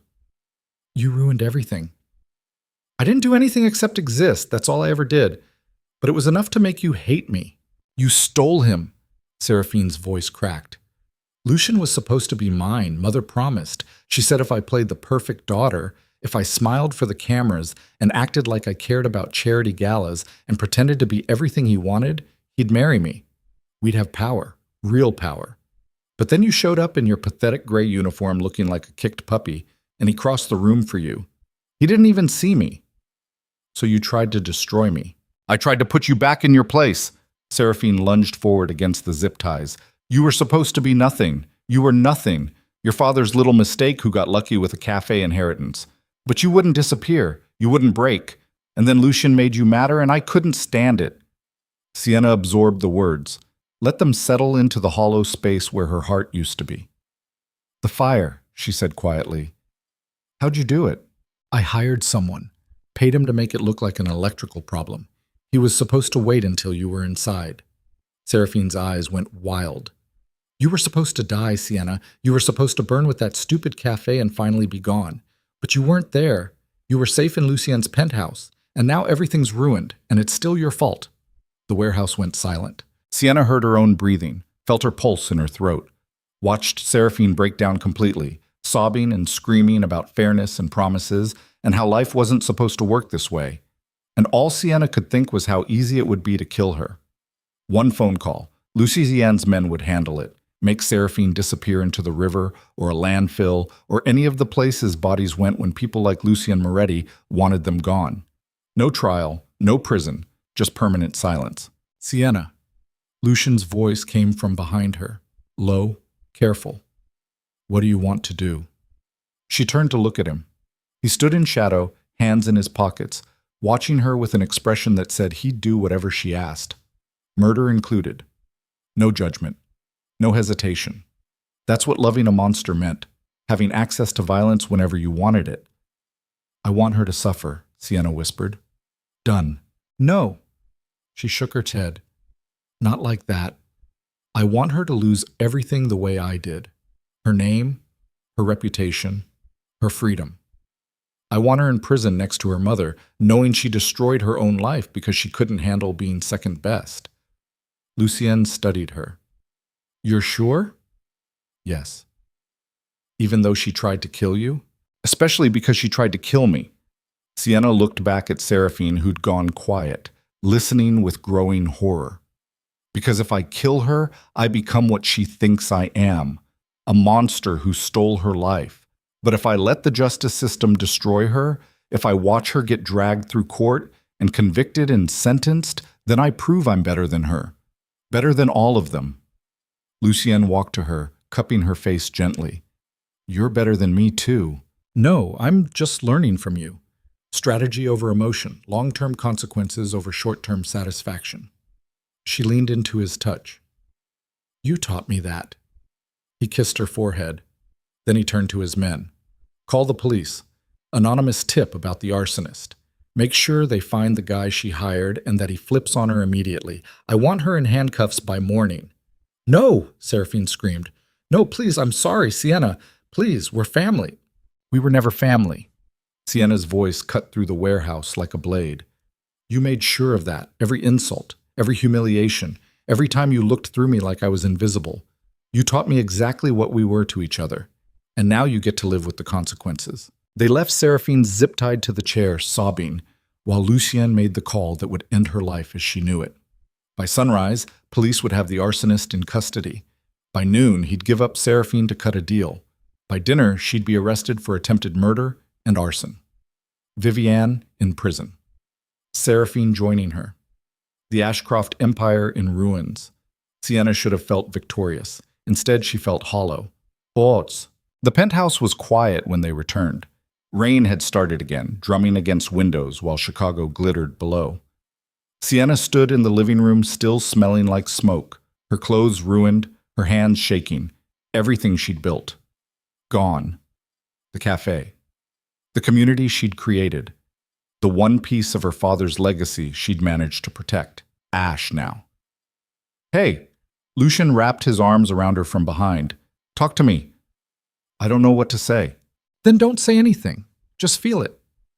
So she did. The grief hit like a freight train. Sienna collapsed against him, sobbing so hard she couldn't breathe. He held her through it, one hand in her hair, the other around her waist, anchoring her while everything fell apart. I can't rebuild it, she choked out. Even with insurance, even with money, it won't be the same. The building's gone. The books. The furniture my father picked out. The stupid chipped mugs the regulars used, all of it. Just gone. I know. And I know it's just stuff. Just things. But it was my things, my place, the only part of him I had left. She turned in his arms, pressing her face against his chest. What am I supposed to do now? Whatever you want. He kissed the top of her head. Build something new. Something better. Or walk away and do something completely different. You don't have to decide tonight. I want it back. I know. I want to walk into that cafe tomorrow morning and make espresso for Mrs. Chen and listen to Marcus complain about his boss and read to the kids after school. I want normal. I want safe. I want my life back. That life's gone, Sienna. His voice gentled. I'm sorry, but you can't go backwards. You can only go forward. She knew he was right. Hated that he was right. What if I don't know how to go forward? She whispered. Then I'll show you. He pulled back, wiping tears from her face with his thumbs.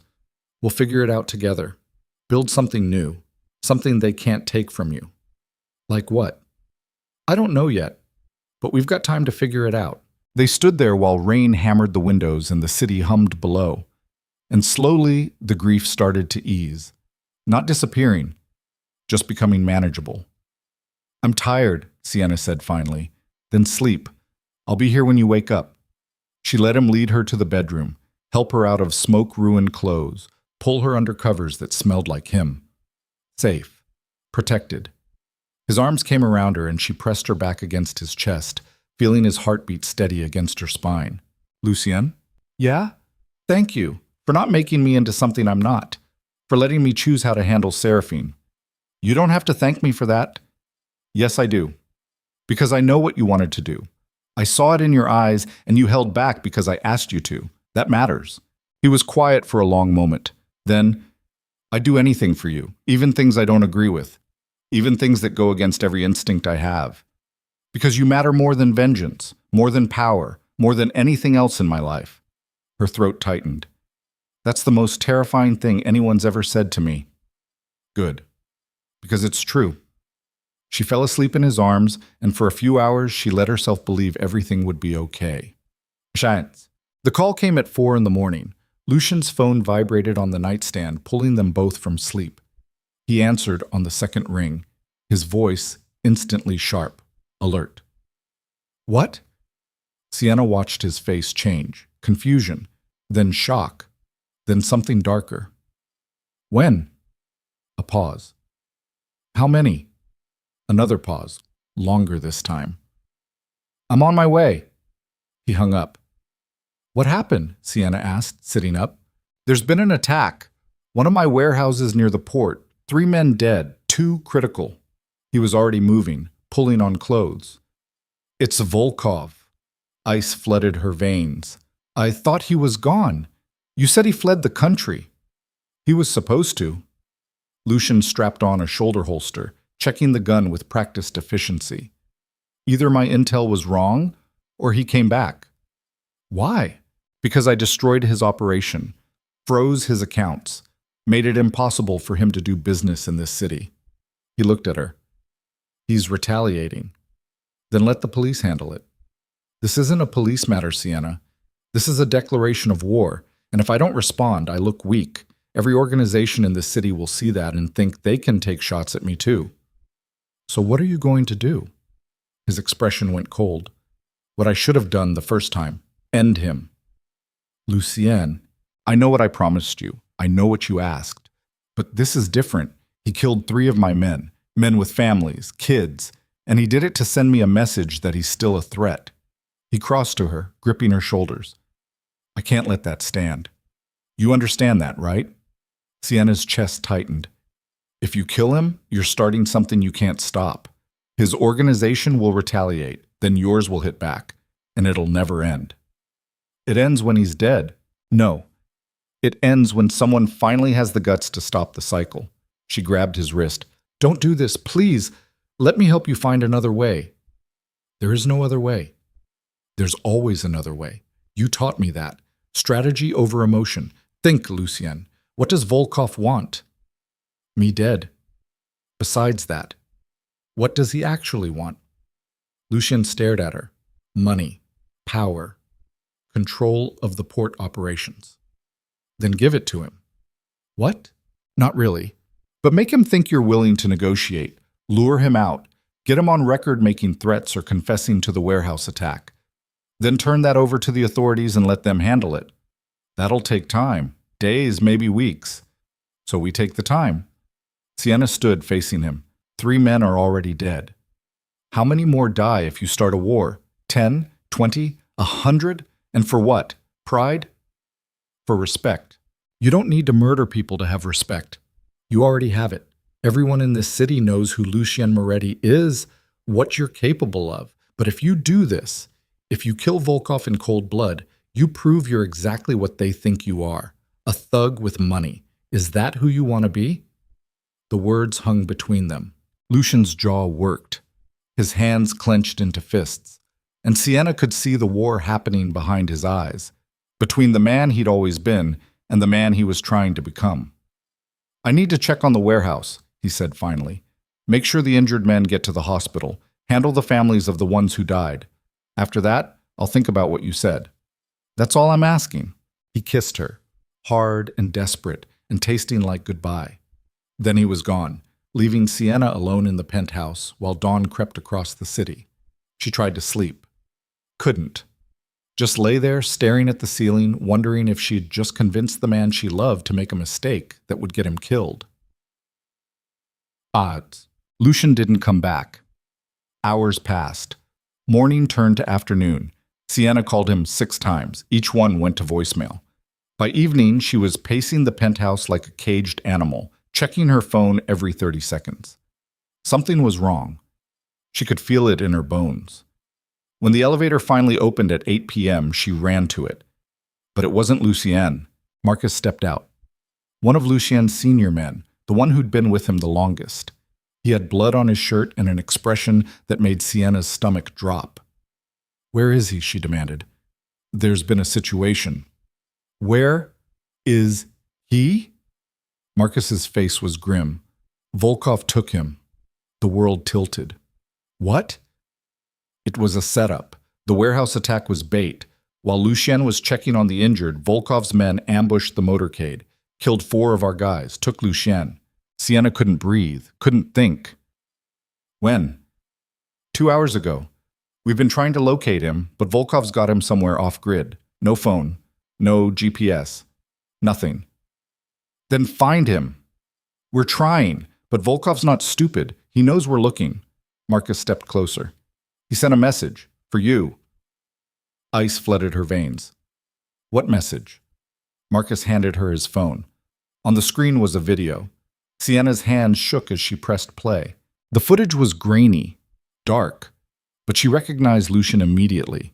He was tied to a chair in what looked like a basement, blood running from a cut above his eye. Bruised, but alive. Then Volkov stepped into frame. Tall, pale, cold eyes that looked dead even on camera. He smiled at whoever was filming. Sienna Vale, he said in accented English. You're the reason I'm in this position. Your boyfriend destroyed my operation because of you, froze my accounts, turned my associates against me, all to protect one insignificant girl. He walked closer to Lucien. So now you get to choose.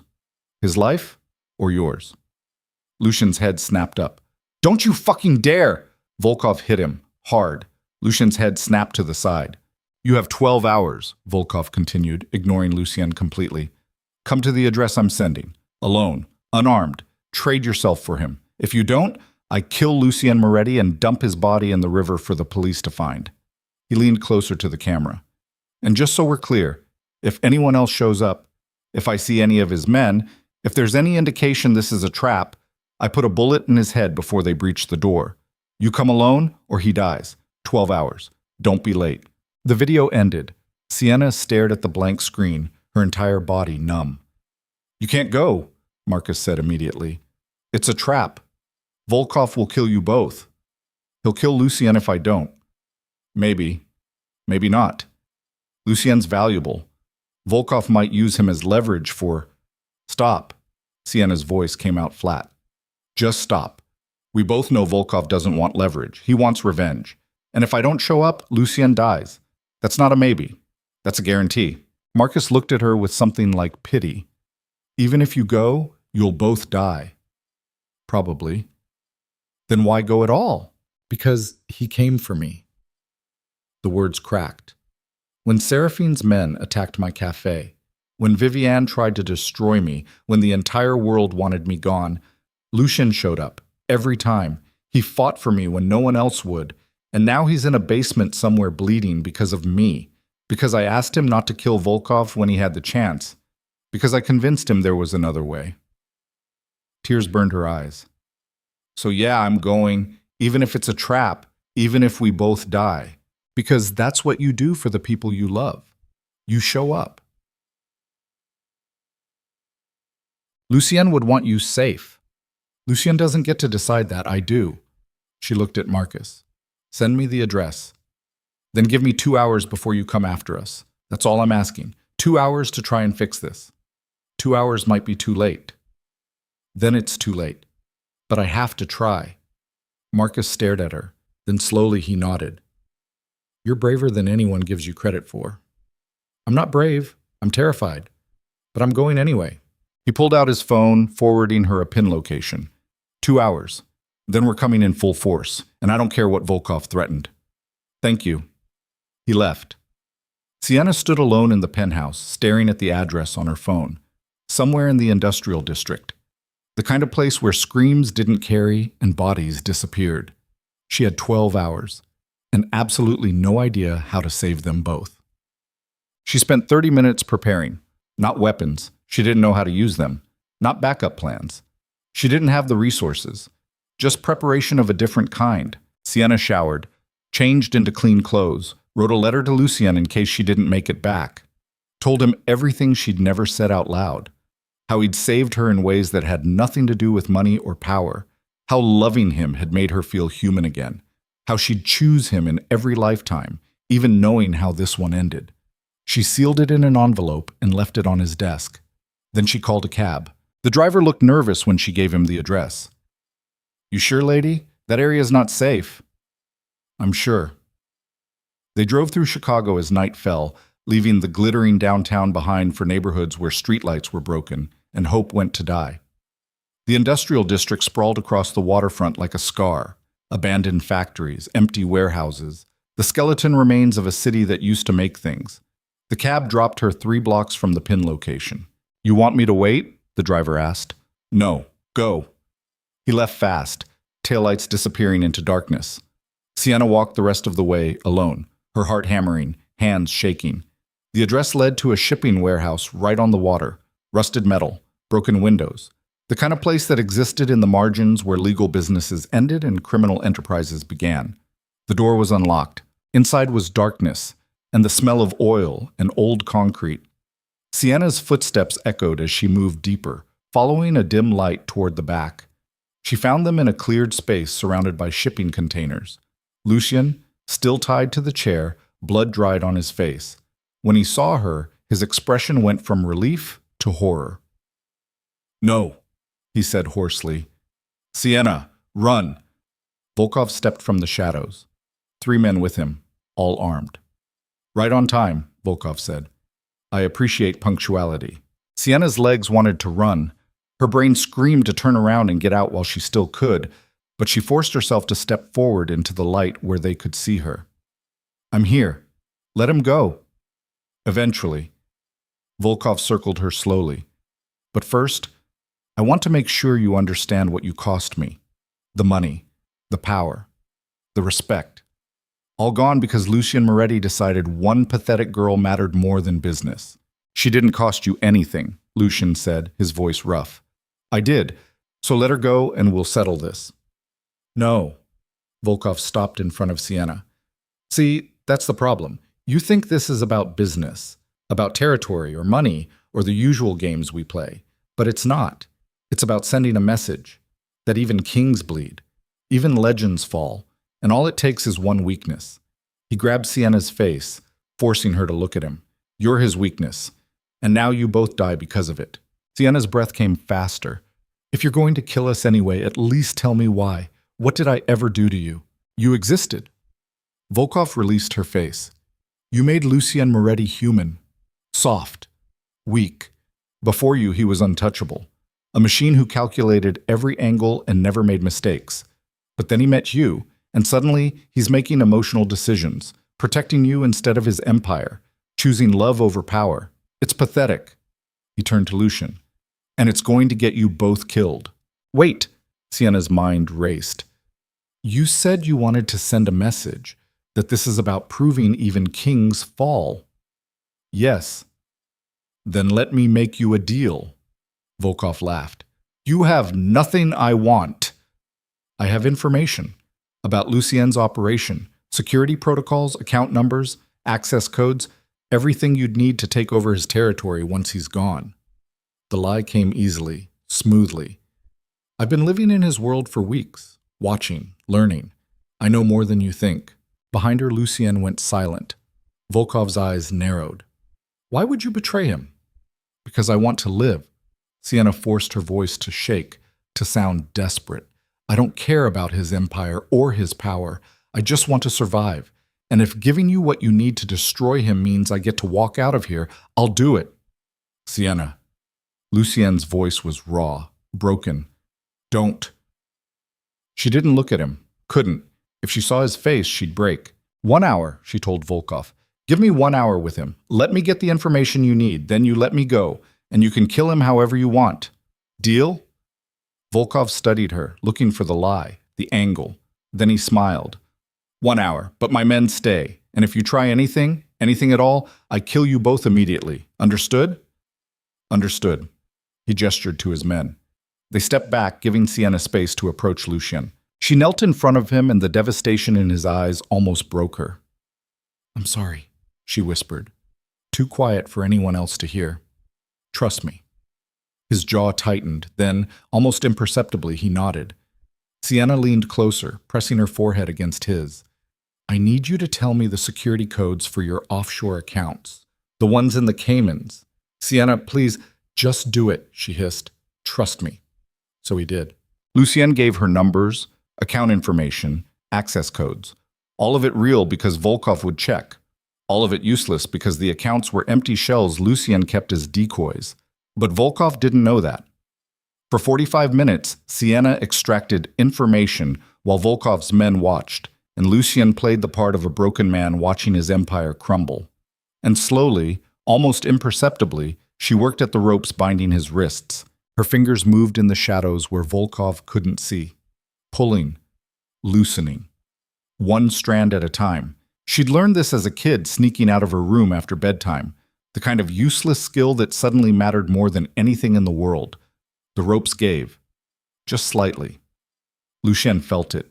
His eyes met hers, and she saw the moment he understood what she was doing. That's everything, Sienna said loudly, standing. Account numbers, security protocols, access to his entire offshore network. It's yours. Good. Volkov walked closer.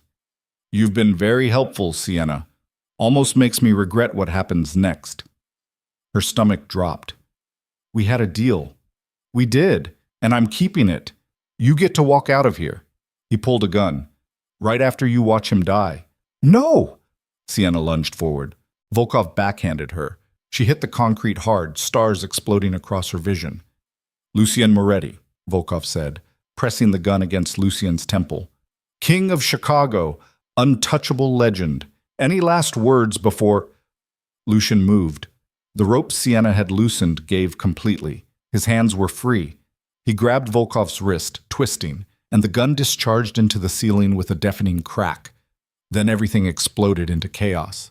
Lucien slammed Volkov into the shipping container. Hard. Bone met metal with a sickening crunch. The other men rushed forward, but Lucien was faster. He grabbed the fallen gun and fired twice. 2 men dropped. The third got a shot off. Lucien stumbled. Blood bloomed across his shoulder. No! Sienna screamed. She grabbed a piece of rebar from the ground and swung it at the third man, caught him across the head. He went down hard. Lucien shot Volkov, once in the chest, once in the head. The Russian arms dealer, who'd terrorized half the city, dropped without a sound. Silence crashed over the warehouse. Lucien swayed, pressing a hand to his bleeding shoulder. You okay? Am I okay? Sienna ran to him, hands shaking as she examined the wound. You're shot. It's a graze. I'm fine. You're not fine. You're bleeding. He pulled her against him with his good arm, kissing her hard. Desperate. Like he couldn't believe they were both still alive. You brilliant, insane woman, he breathed against her lips. You saved us. You did most of the saving. Only because you loosened the ropes. He pressed his forehead against hers. I thought I lost you. When I saw you walk in here, I know. I thought I lost you too. They stood there in a warehouse full of bodies, holding each other, both shaking. Then Lucien's phone buzzed. He pulled it out, read the message. His expression went dark. What? Sienna asked. Marcus? He's on his way with 20 men. Lucien looked around the warehouse. We need to go before the police show up. This looks bad, even by my standards. What about them? She gestured at the bodies. I'll handle it. Come on. He led her out through a back entrance, his arm around her waist, leaving the warehouse and its dead behind. They made it 2 blocks before the motorcade arrived, 3 black SUVs that materialized from the darkness. Marcus jumped out of the first one, taking in Lucien's bloody shoulder and Sienna's bruised face. What happened? Volkov's dead, Lucien said, along with 3 of his men. Warehouse needs cleanup, fast. On it, Marcus gestured, and men poured from the vehicles. Hospital? No. Home. Get me a doctor there. They climbed into the middle SUV. Sienna pressed cloth against Lucien's wound while he made calls, his voice steady despite the blood loss. Coordinating cleanup, managing fallout, building the narrative. By the time they reached the penthouse, he'd turned a hostage situation and 4 dead bodies into a story the police would accept. Self-defense. Clear-cut. No charges. That's what power meant in Lucien's world. The ability to rewrite reality. What? The doctor arrived within 20 minutes, patched Lucien up in the bedroom while Sienna paced outside, her hands still shaking. When the doctor finally left, she went in to find Lucien propped against pillows, his shoulder bandaged, looking exhausted. "Hey," he said. "Hey." She climbed onto the bed beside him. "How bad?" "Could have been worse. Bullet went through, clean. I'll be fine in a week. You got shot because of me. I got shot because Volkov was a psychopath, not because of you. I'm the reason you were there. I convinced you not to kill him when you had the chance. If you'd just... Then I would have started a war, and more people would have died." Lucien caught her hand. "You were right, Sienna. About all of it. I've spent 10 years solving problems with violence, but you showed me there's another way. A better way. And yeah, it almost got us both killed tonight, but we survived, and Volkov's dead without me becoming the monster everyone expects. You killed him anyway. In self-defense. That's different. That's the world protecting us instead of me taking revenge." He pulled her closer. "You changed me. Made me better. Don't regret that." She wanted to believe him, but fear still clawed at her throat.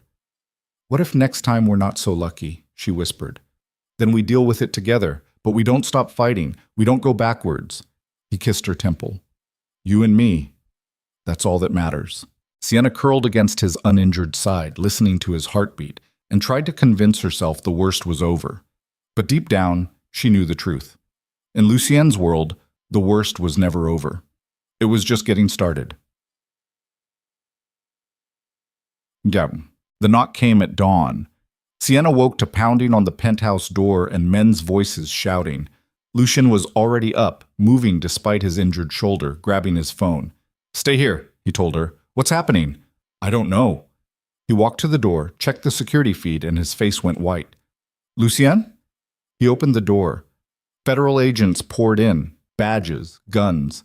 A woman in a suit who walked straight to Lucien without hesitation. "Lucien Moretti, you are under arrest for racketeering, money laundering, illegal weapons trafficking, and conspiracy to commit murder. You have the right to remain silent." "What?" Sienna stumbled from the bedroom. "No, you can't." An agent grabbed her arm. "Ma'am, step back." "Get your hands off her," Lucien snarled. They cuffed him. Right there in his own home, hands behind his back while the woman continued reading his rights. "There's been a mistake," Sienna said desperately. "He didn't do anything. Volkov attacked him. It was self-defense." "We're not here about Volkov." The woman looked at Sienna with something like pity. "We've been building this case for 3 years. And last night, we got the final piece we needed. A full confession from an inside source detailing Mr. Moretti's entire criminal operation." Sienna's stomach dropped. "What inside source? I'm not at liberty to say." But someone very close to Mr. Moretti decided the right thing to do was cooperate with federal authorities. And thanks to their testimony, we have everything we need to put him away for 30 years minimum. They started dragging Lucien toward the door. "Sienna!" He fought against them. "Call Marcus. Get the lawyers. Don't trust anyone. Move!" An agent growled, shoving him forward. And then he was gone. Sienna stood in the empty penthouse, surrounded by federal agents tearing the place apart, and felt her world collapse completely. Someone had betrayed them. Someone close. And she had no idea who. The penthouse felt like a crime scene after the feds left. Furniture overturned, files scattered, every drawer pulled open and emptied across expensive carpet. Sienna stood in the wreckage, her hands shaking, watching Chicago wake up through windows that suddenly felt like walls. Someone close had betrayed them. Those words echoed in her skull like gunshots. She grabbed her phone, called Marcus. It rang 4 times before he picked up. "I heard," he said before she could speak. "I'm already mobilizing the lawyers." "Who did this?" Her voice came out raw. "Who turned on him?" "I don't know, but I'm going to find out." A pause. "Where are you?" "The penthouse." "Stay there. Don't talk to anyone. Don't answer questions if the feds come back. I'll have someone there in 20 minutes. The line went dead. Sienna sank onto the couch, her mind racing. 3 years. The federal agent had said they'd been building this case for 3 years. That meant the betrayal started long before Sienna entered Lucien's life. Long before the gala. Long before any of this. Someone in his inner circle had been feeding information to the government while smiling to his face. Her phone buzzed. Unknown number. Against every instinct screaming at her to ignore it, she answered. "Hello, Sienna Vale." A man's voice, smooth, dangerous. "You don't know me, but I know everything about you, and I have information about who betrayed Lucien Moretti." Her grip tightened. "Who is this?" "A friend. Someone who benefits from Lucien being out of the picture but doesn't appreciate traitors. They're bad for business." Papers rustled in the background. "The person who gave the feds their case is someone Lucien trusts completely. Someone with access to everything, financial records, security protocols, names and locations of every operation he runs. Give me a name." "Not over the phone. Meet me. 1 hour. Navy Pier, South Side, near the Ferris wheel. Come alone." "How do I know this isn't a trap?" "You don't. But right now, I'm the only lead you have. Clock's ticking, Sienna. Your boyfriend's arraignment is in 6 hours. After that, he's in federal custody pending trial. No bail for charges this serious. Meet me or spend the next 3 decades watching him rot in prison while his traitor walks free." The line went dead. Sienna stared at the phone, her pulse hammering in her throat. This was insane. Meeting a stranger who called from a blocked number about a federal case. Every rational thought screamed trap, but Lucien was in a cell somewhere, and she had nothing else. She grabbed her jacket and left before Marcus's people arrived. Difficult. Navy Pier crawled with tourists even at 8 in the morning, families with kids, couples taking selfies. Street performers setting up for the day. Normal people living normal lives while Sienna's world burned down around her. She found the south side of the Ferris wheel and waited, scanning faces, looking for anyone suspicious. "Sienna Vale." She spun. The man behind her looked like a banker, 50s, expensive suit, graying hair, completely unremarkable except for eyes that calculated everything they touched. "Who are you?" she demanded. "Thomas Kane. I run operations for the Cordova family." He said it casually, like admitting he worked for one of Chicago's other major crime organizations was no big deal. "We've been competitors with Lucien for years. Professional rivalry, nothing personal. Until now." "Even now." He gestured to a bench. "Sit. We need to talk fast." They sat. Sienna kept her distance, ready to run if this went sideways. 3 years ago, Kane began, someone in Lucien's organization approached the FBI, offered to turn informant in exchange for immunity. The feds jumped at it because Lucien's been untouchable for a decade. No one gets close enough to testify. But this person was different. They had access, trust, everything needed to build a RICO case. "Who?" "Marcus Chen." The name hit like a fist to the gut. "No." Sienna shook her head. "That's impossible. Marcus has been with Lucien for 10 years. He's loyal. He was loyal," Kane interrupted, "until Lucien started changing, getting soft, focusing on legitimate businesses instead of the operations that actually make money. Marcus saw the writing on the wall. Lucien was evolving into something that didn't need him anymore. So he made a deal. Feed the feds information, get immunity when Lucien goes down, then step into the power vacuum and run what's left of the organization." Sienna couldn't breathe. "You're lying." "I wish I was. Traitors are bad for everyone. They create instability, chaos. But I'm telling you the truth." He pulled out a phone, scrolling to a photograph. "This was taken 4 months ago. Marcus meeting with FBI agent Sarah Chen, no relation, at a safe house in Evanston. They met every Tuesday for 2 years. Want to see more? He showed her more photos. Marcus entering federal buildings. Marcus with people in suits who looked like lawyers. Marcus at a restaurant with the same female agent who'd arrested Lucien this morning. The evidence was damning. Why tell me this? Sienna's voice shook. What do you get out of it? Stability. Lucien going to prison creates a void. 5 different organizations will try to fill it, including mine. That means war, bodies, heat from law enforcement, bad for business. He pocketed the phone. But if Lucien beats this case, if he comes back and cleans house, the status quo holds. We go back to our corners and compete the civilized way. You want me to help Lucien? I want you to expose Marcus. Get him on record admitting what he did, then turn that recording over to Lucien's lawyers. They can use it to dismantle the federal case. Tainted evidence from a corrupt informant. It'll take time, but Lucien walks. And Marcus? Kane's expression went cold. That's between Lucien and him. I don't care what happens to traitors as long as they stop causing problems. Sienna's mind raced. This could be a setup.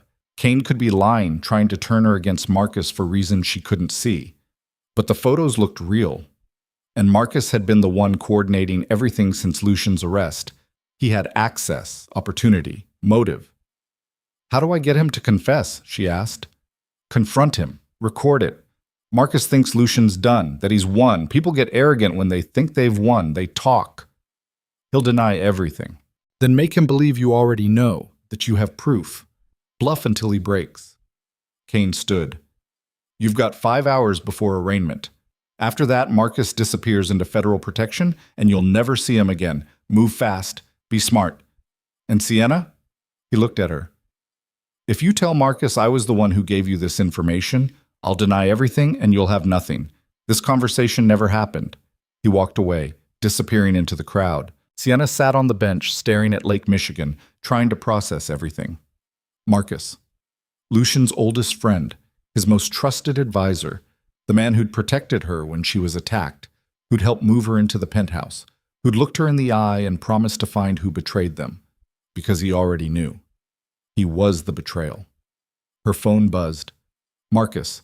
Where are you? My guy said you left the penthouse. Her fingers hovered over the keyboard. Every instinct screamed to accuse him immediately. But Kane was right. She needed proof.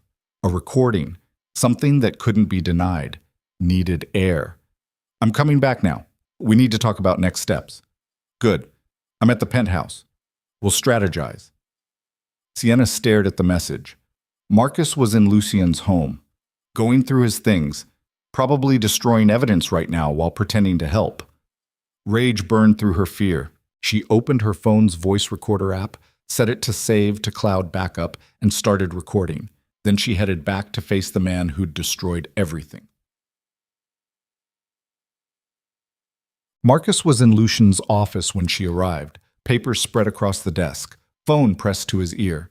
He looked up when Sienna entered, holding up one finger in a wait gesture. I understand, he said into the phone, but we need more time. The arraignment's in 5 hours and we don't have a defense yet. A pause. Fine. Do what you can. I'll call you back. He hung up. Lawyers are scrambling, Marcus said, rubbing his face. He looked exhausted, genuine concern creasing his features. The federal case is airtight. They've got financial records, wiretaps, testimony from multiple sources. This is bad, Sienna. Worse than anything Lucien's faced before. How did they get all that? She kept her voice steady. The phone in her pocket was recording everything. Lucien's always been careful, paranoid even. How did the feds build a case this solid without him knowing? Someone talked.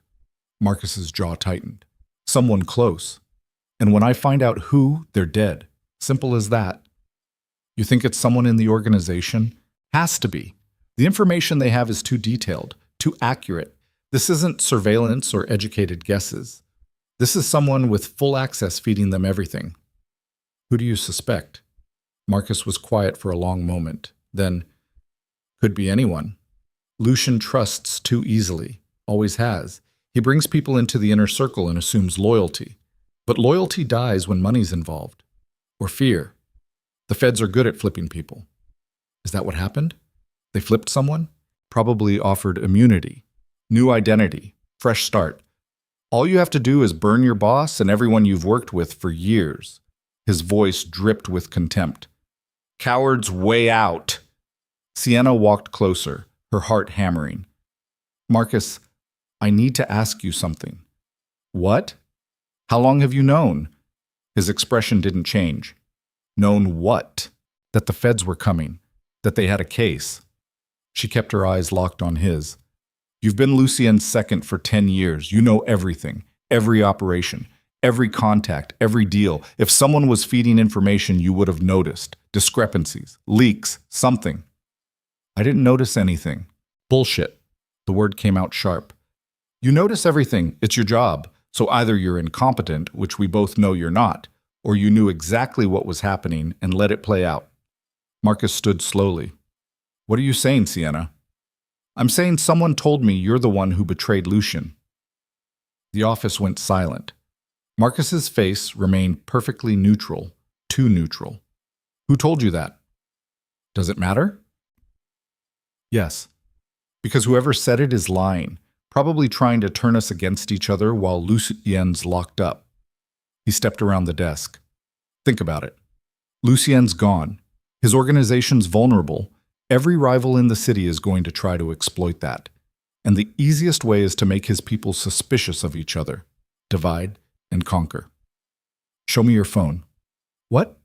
Your phone? Let me see your call history. Your messages. If you're innocent, prove it. Marcus's eyes went cold. You don't get to make demands, Sienna. You're not part of this organization. You're just the girl Lucien's fucking. Don't confuse that with having actual authority. There it was, the mask slipping. I met with someone this morning, Sienna said quietly. Someone who had photographs of you meeting with FBI agents. Multiple times over the past 2 years. He showed me dates, locations, evidence that you've been feeding them information since long before I came into Lucien's life. Marcus stared at her. Then he laughed. Actually laughed. And you believe them? Someone shows you photos that could easily be doctored and you immediately assume I'm the traitor? He shook his head. You're even more naive than I thought. Then explain the photos. I can't explain fabricated evidence, Sienna. That's the point of fabricating it. Stop lying! Her voice rose. I know it was you. I know you cut a deal. Immunity in exchange for testimony. You sold out Lucien to save yourself. You know nothing. Marcus's voice went dangerous. Quiet. You've been in this world for 2 months. 2 months playing dress-up in Lucien's penthouse while the rest of us have been building and protecting this empire for a decade. You don't understand what it takes to survive. The compromises, the sacrifices. So don't you dare stand there and accuse me of betrayal when you have no idea what I've done to keep Lucien alive all these years. What compromises, Marcus? What did you do? He was silent. Tell me, Sienna pushed. If you're innocent, explain it. Make me understand. Because right now, all I see is a man who had access to everything, who knew exactly when and how the feds would move, and who's been orchestrating this whole thing while pretending to be loyal. You want the truth? Marcus stepped closer. Fine. I'll give you the truth. 3 years ago, Lucien started changing, getting soft, falling for fairy tales about going legitimate and building something clean. He started shutting down operations, cutting ties with people who'd been with us from the beginning, bleeding money into businesses that barely broke even because they were legal. His voice shook with anger. I watched him throw away everything we built, and for what? Some fantasy about being a better man? There is no better. Not in this world. There's power and there's weakness, and Lucien chose weakness. So you destroyed him. I saved him from himself. Marcus's control cracked completely. The feds were circling anyway. Someone was going to talk eventually. Better it was me, on my terms, with a deal in place. I controlled the narrative, made sure the charges were things Lucien could actually beat with the right defense. I didn't betray him. I managed the inevitable. You called it inevitable because you made it happen. I made it happen because Lucien refused to, he was shouting now. He was going to dismantle everything, go legitimate, leave the rest of us exposed with no protection. So yeah, I made a deal. I fed the feds enough to keep them happy while protecting the core operations. And when Lucien goes to prison, I'll run things the right way. The way he should have been running them all along. Sienna's phone was still recording, getting every word. Does he know? She asked quietly. Did you ever tell Lucien you thought he was weak? He wouldn't have listened. He stopped listening the moment you walked into his life. Marcus's expression twisted with contempt. You know what you are? A distraction. A pretty face that made him forget who he was. Before you, Lucien Moretti was a king, untouchable, feared. And then you showed up with your sad story and your big eyes, and suddenly he's playing house, making coffee, taking you to dinner, acting like a normal person instead of what he actually is. And what's that? A monster who belongs in the dark. Marcus grabbed her arm, hard. You tried to change him, tried to make him into something soft and safe. But men like Lucien don't change. They break. And you broke him, made him vulnerable enough for me to do what needed to be done. Sienna yanked her arm free. You're going to prison too, for conspiracy, for being an accessory to everything Lucien did. No, I have immunity. Full federal protection, new identity, everything. He smiled. I walk away clean while Lucien rots. That's the deal. Not if his lawyers hear this recording. Marcus froze. Sienna pulled out her phone, holding it up. The recording app still running. Cloud backup complete. You just confessed to everything, she said. The betrayal, the deal with the feds, all of it. And I have proof now, real proof. Not photos, your own words admitting you destroyed Lucien to take his empire. The color drained from Marcus's face. Then he moved. Fast. Vicious. He grabbed for the phone. Sienna was faster. She threw it. The phone sailed across the office, landing on the balcony outside. Marcus ran after it, and Sienna ran for the door. She made it 3 steps before he caught her, slamming her into the wall, hard enough to knock the air from her lungs. His hand closed around her throat. You stupid bitch, he hissed. You think you can destroy me? I've been doing this since before you could drive. I've survived wars, betrayals, things that would break you in half, and you think one recording changes anything? Sienna clawed at his hand, couldn't breathe. Black spots danced across her vision. I'll kill you, Marcus said. Make it look like suicide. Poor, heartbroken girl couldn't handle her boyfriend going to prison. Jumped from the penthouse? Tragic. And that recording? Gone. Along with any evidence you thought you had. She was dying. Couldn't breathe. Couldn't fight. Then glass shattered. Marcus's grip released as he stumbled backward, blood streaming from his temple. Behind him stood one of Lucien's men, Rivera, the one who usually worked perimeter security. He held a broken lamp. Boss said protect her, Rivera said quietly. That includes from you. Marcus touched his head, seeing blood on his fingers. His expression went from shock to rage. You're choosing her over me? I'm choosing loyalty over betrayal. Rivera helped Sienna up. And you just admitted to selling out Lucien. That makes you the enemy. More men appeared in the doorway. 3 of them. All watching Marcus with cold eyes. The phone's uploading to cloud storage, Rivera continued. Even if you destroy it, the recording's already backed up. It's over, Marcus. You lost. Marcus looked between them, calculating odds. 4 against 1. The recording already saved, his confession documented. He ran, straight for the balcony, grabbed Sienna's phone, threw it over the edge. Doesn't matter, Sienna shouted from where Rivera was holding her steady. It's already uploaded. Marcus spun, his face twisted with fury. Then he vaulted over the balcony rail. For one horrible second, Sienna thought he was jumping. But there was a ledge.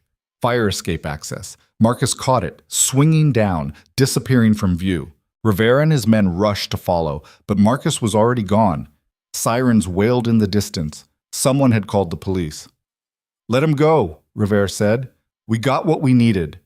Sienna collapsed onto the couch, shaking violently. Her throat burned where Marcus had choked her. Her entire body hurt, but she had the recording. Marcus's full confession, proof of his betrayal. We need to get this to Lucien's lawyers, Rivera said, already pulling out his phone. Right now, before the arraignment. Sienna nodded, unable to speak. She'd done it. Exposed the traitor, saved Lucien. Now she just had to survive long enough to see him again. Mamnitz. The courthouse was chaos. Media everywhere, cameras, reporters shouting questions, federal agents creating a perimeter. Sienna pushed through it all, flanked by Rivera and 2 other men heading for the entrance where Lucien's lawyers waited. David Chen, no relation to Marcus, was lead counsel. 60 years old, Harvard Law. The kind of lawyer who charged $1,000 an hour and earned every penny. "We got your message," he said as Sienna approached. "You have the recording?" She handed him a USB drive with the audio file. Full confession, Marcus Chen admitting to being the federal informant. He detailed everything: the deal, the timeline, his motivations. David's eyes widened as he listened to a sample through earbuds. This is incredible. This destroys their case. If the primary informant is exposed as corrupt, manipulating evidence for personal gain, everything he provided becomes tainted. We can file for immediate dismissal. "Can you get Lucien out today?" "Maybe. Depends on the judge." He checked his watch. "Arraignment starts in 10 minutes. I'll present this as new evidence. Best case, charges dismissed. Worst case, bail granted while we investigate. Either way, this changes everything." He rushed inside with his team. Sienna waited outside with Rivera, watching the media circus, her heart hammering. This had to work. It had to. 45 minutes later, the courthouse doors opened. Lucien walked out. No handcuffs, no federal agents. Just him, flanked by lawyers, looking exhausted but free. His eyes found Sienna immediately. She ran to him. He caught her, pulling her close with both arms, burying his face in her hair. "You did it! David told me everything. You exposed Marcus. You saved me." "I almost didn't."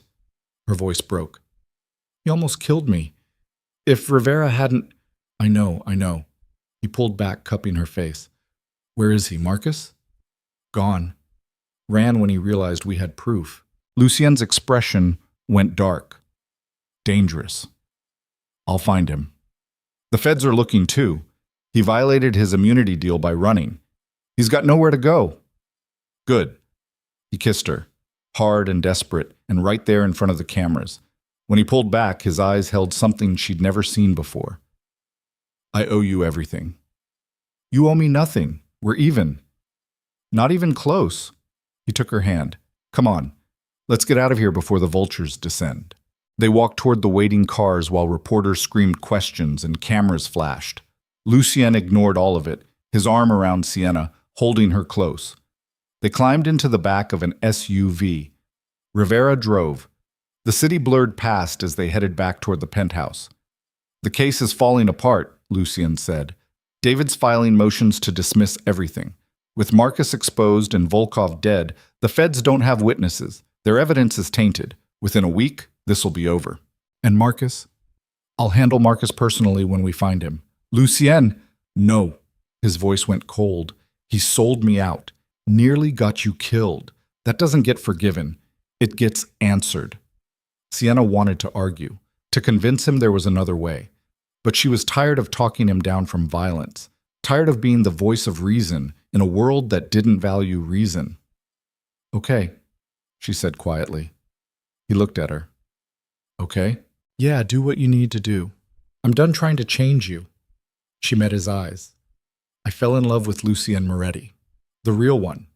Not some sanitized version I tried to create. So if you need to handle Marcus your way, I won't stop you. Just come home when it's done." Something in his expression shifted, softened. "You mean that?" "Yes." He pulled her close, kissing her temple. "I love you." The words hit like lightning. Sienna froze. "What?" "I love you," Lucien repeated. "I should have said it before, should have told you every day since I met you. But I'm saying it now. I love you, Sienna Vale, and I'm not letting anyone take you from me ever again." Tears burned her eyes. "I love you too." They sat there while Chicago passed outside the windows, holding each other, and for the first time in weeks, Sienna felt like maybe they'd actually survive this. The call came at midnight.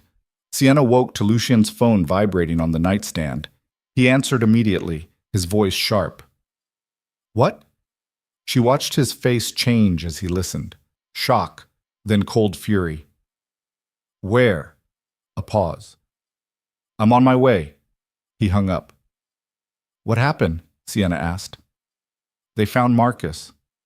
Lucien was already moving, getting dressed. "Warehouse district, one of my old holdings that's been empty for months." "Is he alive?" "Barely. Someone got to him first." He strapped on his shoulder holster. I need to go. This ends tonight. I'm coming with you. Sienna, don't. She stood. Don't try to protect me. Not now. Marcus tried to kill me. Nearly strangled me to death in your office. I deserve to be there when this ends. Lucien stared at her. Then, slowly, he nodded. Get dressed. We leave in 5 minutes. They drove through empty streets, the city sleeping around them. The warehouse district rose ahead, skeletal buildings and rusted metal and the smell of the river. Rivera met them outside the warehouse, his expression grim. He's inside, second floor. But Lucien, he hesitated. You need to see this. They followed him in, up metal stairs that groaned under their weight, through a door that hung crooked on its hinges. Marcus was tied to a chair in the center of an empty room, beaten, bloody, one eye swollen shut, but alive. And standing over him, gun in hand, was Seraphine. Sienna's heart stopped. Hello, sister, Seraphine said. Her dress was torn, makeup smeared, but her eyes burned with something wild and desperate. Surprised to see me. What are you doing here? Sienna demanded. Finishing what I started. Seraphine gestured at Marcus. He destroyed my mother, got her sent to prison, ruined our family. So I'm returning the favor. Seraphine, put the gun down. Why? So you can have him arrested? So he can disappear into federal protection and live happily ever after while my mother rots? She pressed the gun against Marcus's head. No. He dies tonight, and you're going to watch. Lucien moved forward. This isn't your fight. Yes, it is, Seraphine's voice cracked. Everything I had is gone because of you two, my reputation, my money, my future. All destroyed because Sienna couldn't stay in her place and you couldn't leave her alone. So now I'm taking something from you. Fair trade. He betrayed me, Lucien said quietly. Not your mother. Me. And I'm the one who gets to decide what happens to him. Then decide! Seraphine shoved the gun harder against Marcus's skull. Tell me to shoot. Give the order. Prove you're the monster everyone says you are. The warehouse went silent. Marcus looked at Lucien with dead eyes, waiting for judgment. Seraphine's finger trembled on the trigger, and Sienna realized with horrible clarity that whatever happened next would define all of them. If Lucien said yes, Seraphine would pull the trigger. Marcus would die. And they'd all cross a line they couldn't uncross. If he said no, Seraphine might shoot anyway, or Marcus would survive and disappear, and the betrayal would never be answered. Lucien, Sienna whispered, don't. He didn't look at her, didn't move, just stared at Marcus with an expression that promised death. 10 years, Lucien said finally. You were my brother. I trusted you with everything.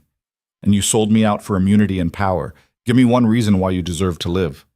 Marcus coughed blood. I don't. Then why are you still breathing? Because you're weak. Marcus smiled through broken teeth. Just like I said. You could have killed me 100 times, should have killed me, but you won't. Because Sienna broke you, made you soft. And soft men don't survive in this world. Seraphine's finger tightened on the trigger. Wait, Sienna said. Everyone looked at her. She walked closer, standing beside Lucien, looking down at the man who'd tried to destroy everything they'd built. You're right, she told Marcus. Lucien's different now. He's changed. Because of me. Because of us. But that doesn't make him weak. It makes him smart. She glanced at Seraphine. You want revenge for your mother. I understand. But killing him makes you a murderer. Is that worth it? Is Marcus Chen worth throwing your life away? My life's already over, Seraphine said. No, it's not. You're young. You can rebuild. Start over somewhere else. Be someone new. But if you pull that trigger, you're done. Prison, murder charges, everything you hate about your current situation gets worse. I don't care. Yes, you do. Sienna stepped closer. I know you, Seraphine, better than you think. We grew up in the same house. I watched you play perfect daughter while hating every second. Watched you perform for cameras and smile when you wanted to scream. You're not a killer. You're just desperate. And desperate people make mistakes they can't take back.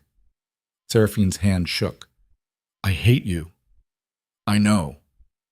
You ruined everything. I know that too. Sienna extended her hand. But you don't have to do this. Give me the gun. Walk away. Disappear. Start over somewhere Marcus and Viviane can't touch. I'll even help you. Money, new identity, whatever you need. Just don't become this. Tears streamed down Seraphine's face. Why would you help me? After everything I did? Because we're family, and because I'm tired of people destroying each other when they could just walk away. The warehouse held its breath. Seraphine looked in the gun, at Marcus, at Sienna. Then slowly, she lowered the weapon. Take it, she whispered. Sienna took the gun carefully, handing it immediately to Rivera. Seraphine collapsed, sobbing. Lucien walked to Marcus, crouching in front of him. You were right about one thing, he said quietly. I am different. Softer, maybe. But that doesn't mean you walk away from this. He stood. Rivera, call the feds. Tell them we found their informant. Let them deal with him. Boss, do it. He gets to live with knowing he destroyed his own life for nothing. That's worse than death. Rivera made the call. Lucien turned to Sienna, pulling her close. Let's go home. They walked out of the warehouse together, leaving Marcus tied to the chair, leaving Seraphine crying in the corner, leaving the whole bloody mess behind. And as sirens wailed in the distance, Sienna realized something fundamental had shifted. They'd won. Not through violence, not through revenge, through mercy. And somehow that felt like the most dangerous victory of all. Because in a world built on blood and fear, kindness was the most revolutionary act possible. And they'd just committed it, together. The federal agents arrived at the warehouse 17 minutes after Rivera's call. By then, Lucien and Sienna were already gone, disappearing into Chicago's pre-dawn darkness, while Marcus sat bound to his chair and Seraphine waited in silence for whatever came next. They drove in silence for 20 minutes, the city rolling past in shades of gray and shadow. Sienna's hands wouldn't stop shaking. The adrenaline was draining away, leaving exhaustion so deep she could feel it in her bones. You okay? Lucien asked finally. I don't know. She stared at her hands. I just talked my stepsister out of committing murder. I'm not sure okay is the right word. You saved her life, and Marcus's. That counts for something. Does it? Sienna looked at him. Marcus betrayed you, nearly destroyed everything, and I just handed him to the feds instead of letting you handle it your way. Are you angry? Lucien was quiet for a long moment, his eyes on the road. When he spoke, his voice was careful, measured. 3 months ago, I would have killed him myself. No hesitation, no mercy. That's how I've survived for 10 years. Answering betrayal with blood, he paused. But you're right. Killing Marcus makes me exactly what they expect. And I'm tired of being that. Tired of proving I'm the monster in every story they tell about me. So you're not angry? I didn't say that. He glanced at her. I'm furious. At Marcus for the betrayal. At myself for not seeing it sooner. At this whole goddamn situation. But you showed me there's another way. A better way. And I'm trying to be the man you see when you look at me instead of the one I've always been. Sienna reached for his hand. Their fingers laced together, and she felt some of the tension ease from her chest. What happens now? She asked. Marcus goes to prison. Real prison, not federal protection. The immunity deal's void because he ran and attacked you. He'll serve time for his actual crimes. Lucien's grip tightened fractionally. Seraphine probably gets probation if she cooperates. First offense. Didn't actually shoot anyone. Good lawyers can spin it. And us? He pulled the car over. They were somewhere in Lincoln Park, empty streets and dark windows. Lucien turned to face her fully. Us, he said quietly, is the only thing I'm sure about. Everything else, the business, the empire, the reputation, it's all just noise. But you're real. You're the thing I fight for now. Tears burned Sienna's eyes. I don't know how to do this. Be with someone like you. Live in this world where people try to kill each other over business deals. Then we build a different world. He cupped her face gently. I meant what I said before. I'm done with the darker parts of the empire. The weapons, the violence. I'm going to transition everything legitimate. It'll take time, years maybe, but I'm doing it. For you, for us, for whatever future we're trying to build. Lucien, I know what you're going to say. That I don't have to change for you. That you accept me as I am. And I love you for that. But I want to change. Not because you're forcing me. Because you showed me there's something worth changing for. She kissed him. Slow and deep and tasting like salt from tears neither of them had realized they were crying. When they pulled apart, Sienna rested her forehead against his. I love you, she whispered.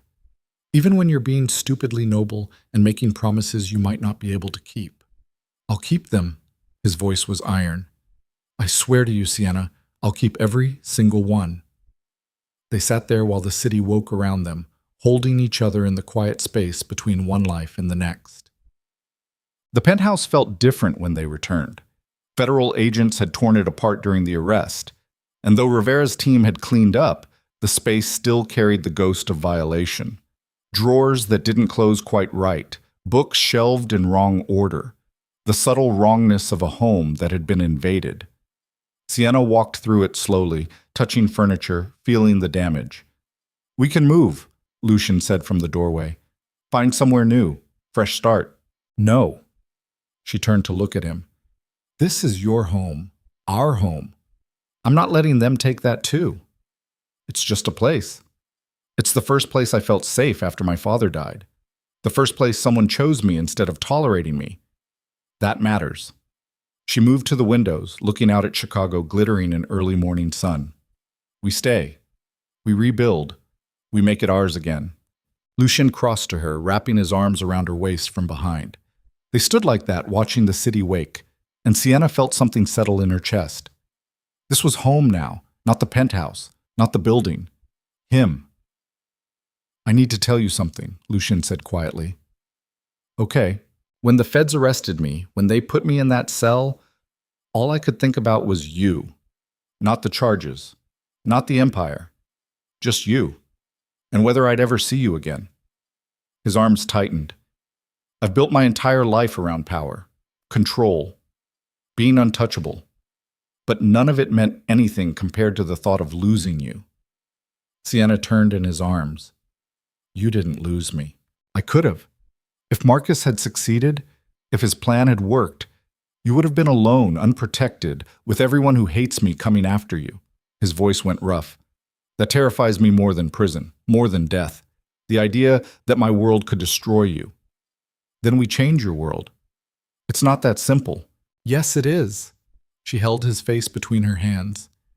You decide what kind of man you want to be, what kind of life you want to live, and then you do the work to build it. Simple. Not easy, but simple. He kissed her forehead. When did you get so wise? When I fell in love with a man who made me believe I could be more than invisible. They stood there while morning light flooded the penthouse, and for the first time in weeks, the future felt possible instead of terrifying. The fallout took 3 weeks to settle. Marcus Chen was formally charged with conspiracy, obstruction of justice, and assault. His immunity deal was revoked.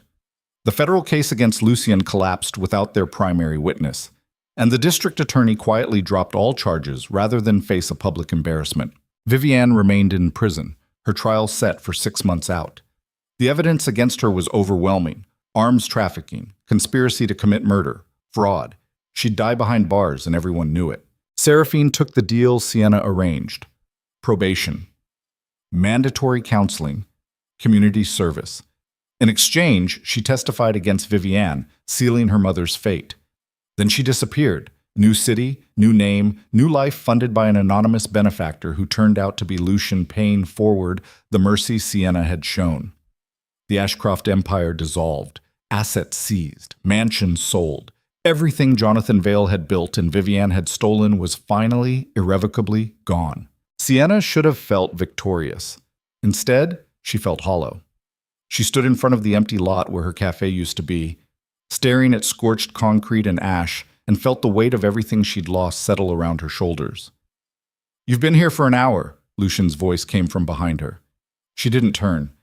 I keep thinking I'll figure out what to do with it, but I can't see past what it was. Then maybe you're looking at it wrong. He stepped beside her. You're seeing what you lost, but this is also what you survived. Viviane tried to take everything. Seraphine tried to destroy you. Marcus nearly succeeded, and you're still standing, still here, still fighting. I don't feel like I'm fighting. I feel like I'm barely holding on.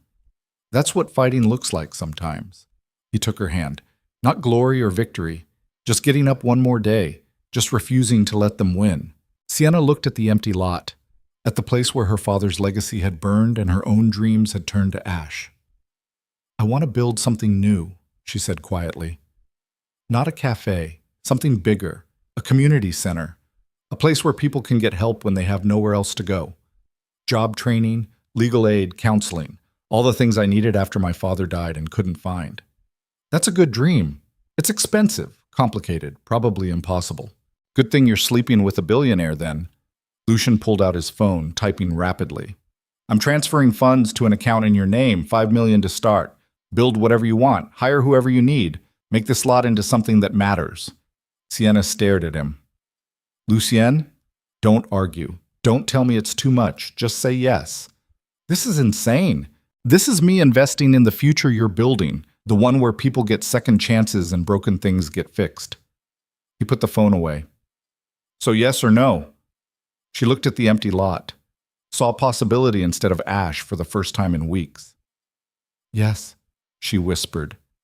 He kissed her, soft and sweet and full of promise, and standing in the ruins of her past, Sienna finally saw the shape of her future. They broke ground 6 weeks later. Construction crews arrived at dawn, transforming the empty lot into foundation and framework.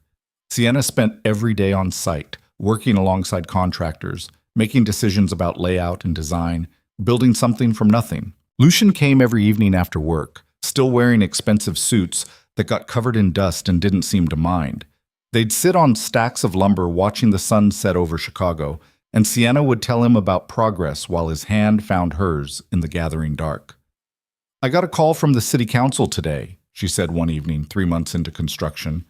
They want to name the building after my father, the Jonathan Vale Community Center. What'd you say? I said yes. He'd like that. Knowing something good came from his legacy instead of just Vivian's greed. Lucien was quiet for a moment. He'd be proud of you, what you're building, who you've become.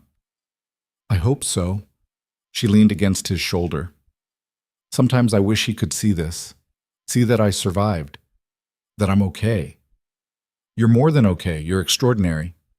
I'm really not. Yes, you are. He turned her to face him. You took everything they threw at you, loss, betrayal, violence, and turned it into something that helps people. That's not ordinary, that's heroic. I'm not a hero. I'm just tired of watching people suffer when they don't have to. That's exactly what makes you one. He kissed her forehead. And I'm going to spend the rest of my life making sure you never suffer like that again. That's a big promise. I keep my promises. They sat there while the city hummed around them, and Sienna let herself believe in the future they were building, together. The community center opened on a Tuesday in late autumn. Ribbons and speeches and local politicians pretending they'd supported the project from the beginning. News cameras capturing everything. But Sienna barely noticed the ceremony. She was too busy watching people stream through the doors, mothers with kids, teenagers looking for after-school programs, elderly folks searching for companionship and connection. This was what mattered. Not the building, not the money Lucien had poured into construction, the people, the lives that would be changed because someone finally gave them a place to belong. You did it, Lucien said beside her, watching the crowd with something like wonder in his eyes. We did it, Sienna corrected. None of this happens without you. I just wrote checks. You built the dream. Writing checks is easy. Believing in the dream was the hard part. He pulled her close, and they stood in the doorway of the Jonathan Vale Community Center, watching hope take root in a neighborhood that had known too much loss. That night, they celebrated with champagne on the penthouse balcony while Chicago glittered below. I have something for you, Lucien said, pulling a small black box from his jacket. Sienna's heart stopped. Lucien, it's not what you think. Not yet. He opened the box. Inside was a key. Old brass, worn smooth with age. This is the key to my father's house in Brooklyn, the one he worked himself to death to buy. I've kept it empty for 10 years because I couldn't figure out what to do with it. But I want you to have it. Turn it into something good. Another community center. A shelter. Whatever you want. Just make it matter the way you made this matter. Tears burned Sienna's eyes. You're giving me your father's house? I'm trusting you with his legacy, the same way you trusted me with yours. He closed her fingers around the key. Build something beautiful. That's what you do. She kissed him, deep and desperate and full of everything she couldn't say with words. When they pulled apart, both breathing hard, Lucien's eyes held something she'd never seen before. Vulnerability. Marry me, he said. The words hung in the air between them. What? Marry me, Sienna. Not now, not tomorrow, but someday, when you're ready, when you've built everything you want to build and lived all the life you need to live first. Just promise me that eventually, someday, you'll marry me. That's the strangest proposal I've ever heard. That's because I'm not proposing. I'm making a promise that no matter how long it takes, no matter what happens between now and then, I'll wait for you. I'll be here, ready whenever you are. Sienna looked at the man who'd crossed a ballroom for her when she was invisible, who'd given her safety when she had none, who'd changed everything about his life because she'd asked him to believe in something better. Yes, she whispered. Someday, when we're both ready. Yes. He kissed her again, slower this time, tasting like champagne and promises and the future they'd fought so hard to build. And standing on that balcony overlooking the city that had tried to break them both, Sienna Vale finally understood what her father had been trying to teach her all those years ago. That power wasn't about money or control. It was about choosing who you became in the face of loss. And she'd chosen to become someone who built instead of destroyed. Someone who fought for the broken instead of abandoning them. Someone who loved a dangerous man and made him believe in mercy. That was her power, and it was enough. 6 months later, Sienna stood in a courthouse in Lower Manhattan, wearing a simple white dress and holding flowers she'd picked herself that morning. No photographers, no media circus, no guests except Rivera and his wife who served as witnesses.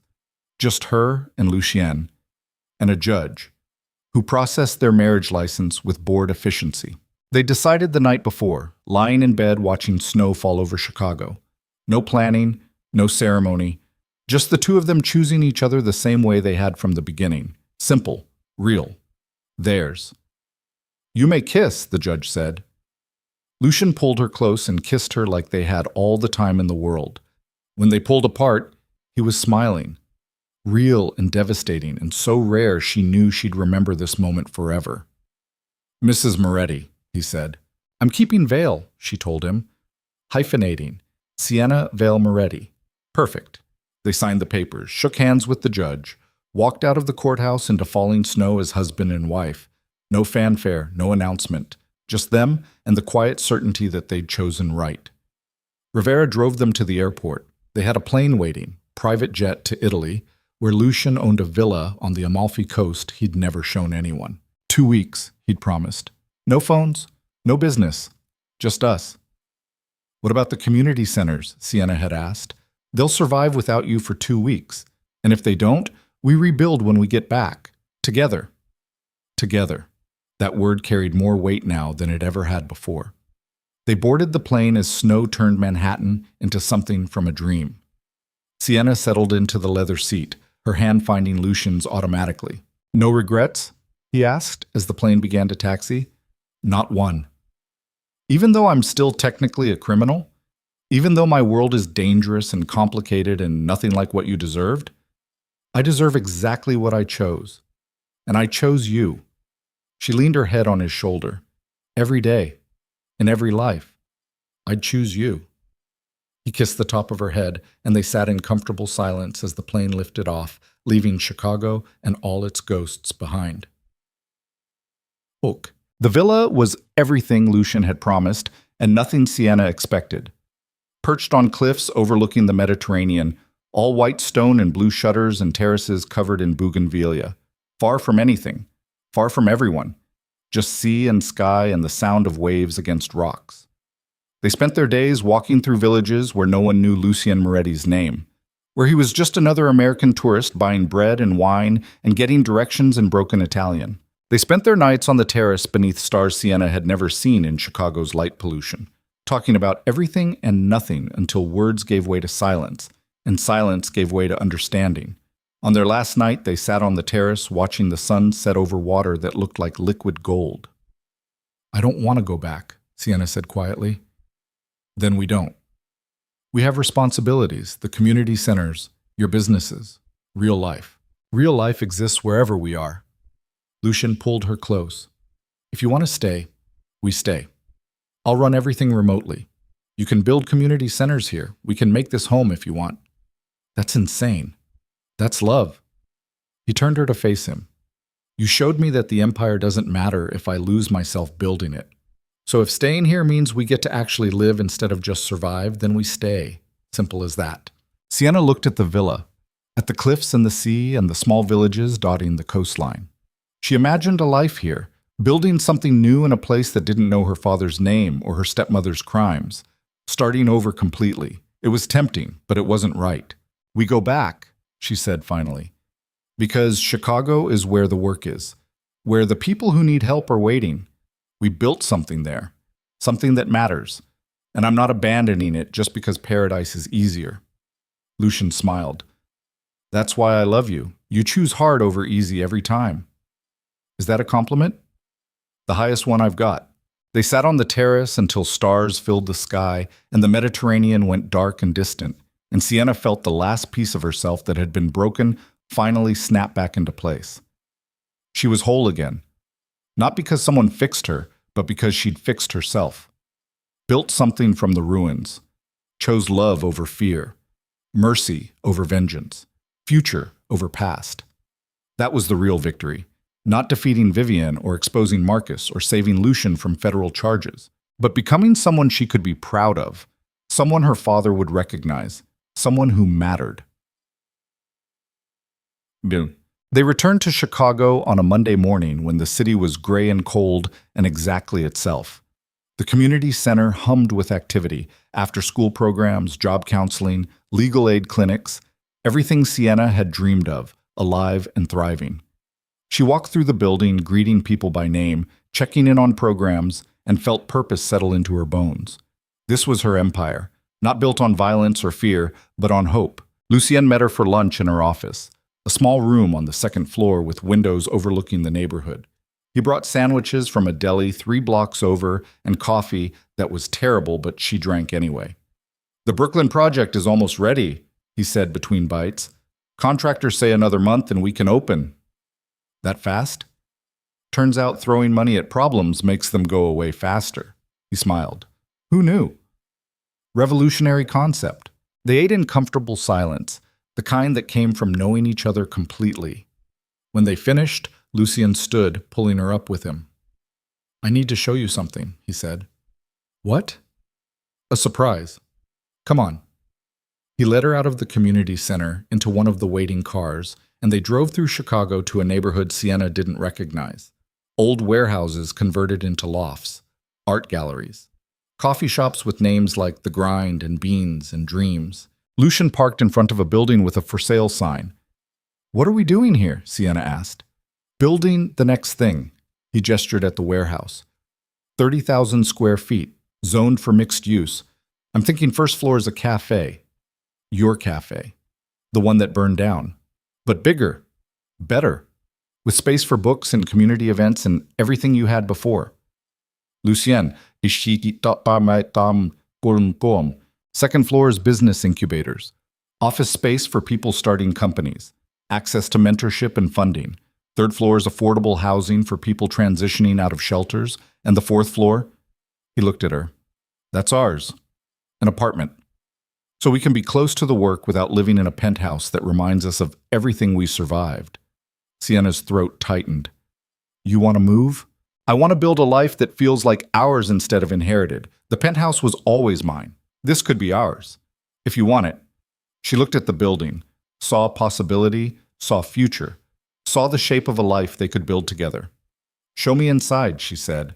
He unlocked the door, and they walked through empty space that smelled like concrete and potential. Sienna's footsteps echoed as she moved from room to room, seeing the cafe in her mind's eye, the tables, the books, the community she'd build again. Better this time. Stronger. What do you think?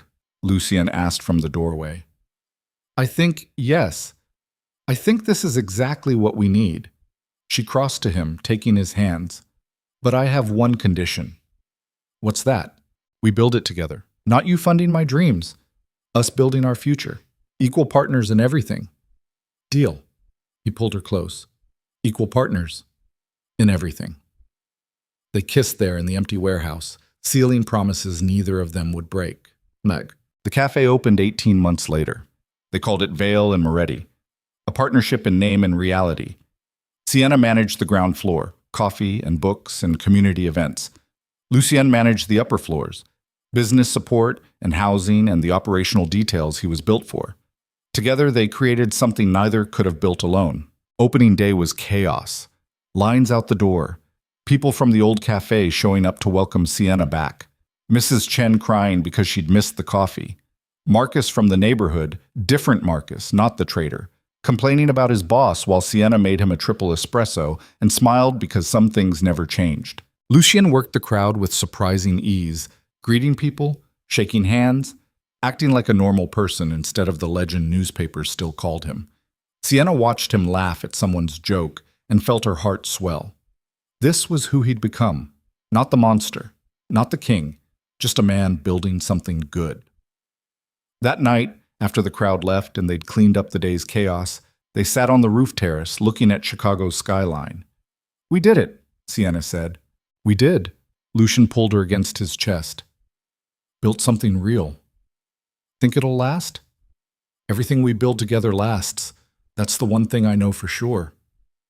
They sat there while the city hummed below, and Sienna thought about the girl she'd been 3 years ago. Invisible, broken, surviving on scraps of hope. That girl was gone.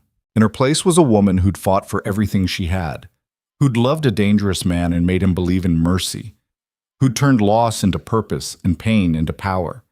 That woman was Sienna Vale Moretti, and she'd finally found what she'd been searching for all along.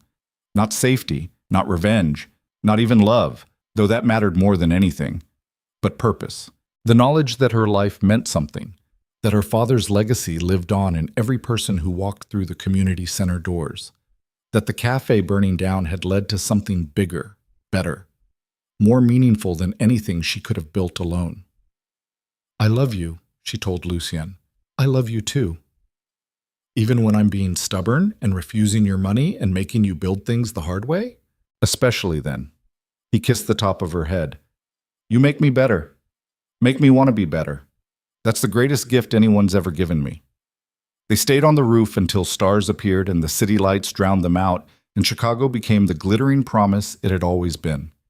And in a world built on blood and fear and power, Sienna Vale and Lucien Moretti proved that love was the most dangerous weapon of all, because it changed everything, made monsters into men, made invisible girls into warriors, made broken things whole again. And in the end, when all the battles were fought and all the enemies defeated and all the ghosts finally laid to rest, that was the only thing that mattered. Love, real, messy, complicated, worth every scar they'd earned along the way, worth everything.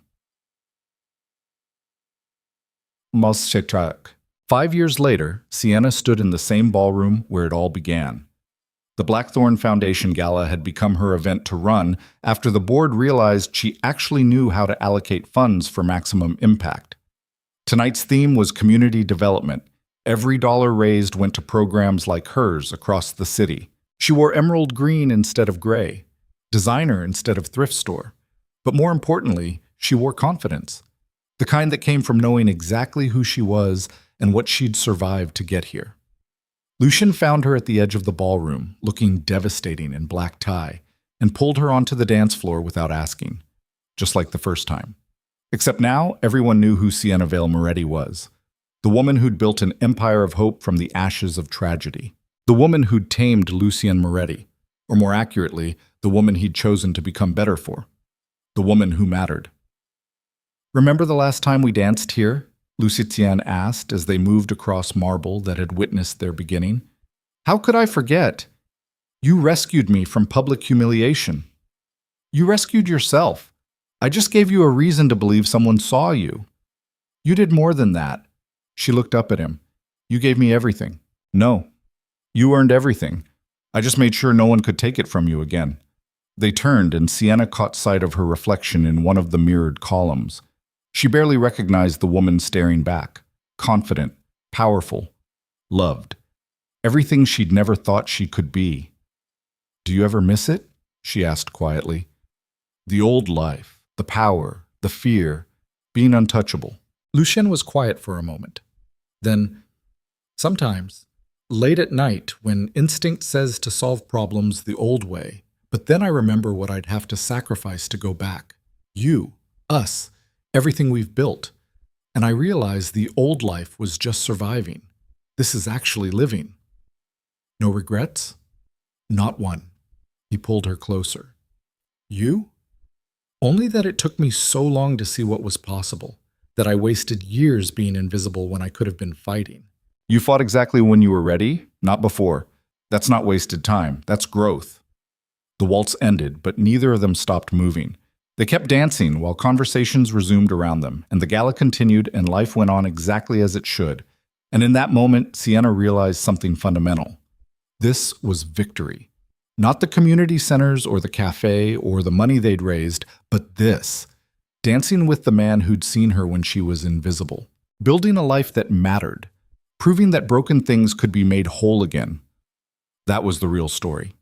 Not Cinderella escaping the evil stepmother, but a woman choosing to become more than her trauma, more than her loss, more than the invisible girl everyone had tried to erase. She'd become Sienna Vale Moretti. And that was enough. More than enough. It was everything. Altoko. The end. Years would pass. The community centers would multiply, 12 across Chicago, 6 in other cities, a foundation supporting hundreds more.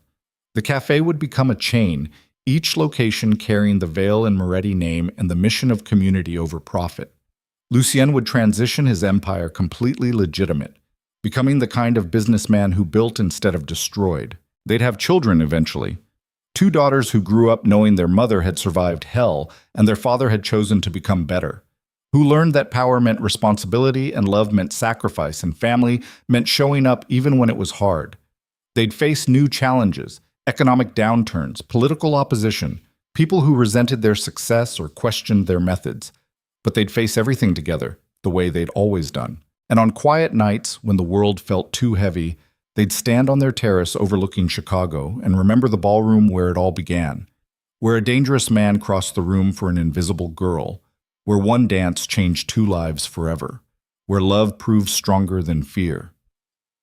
That was their story, and it was complete.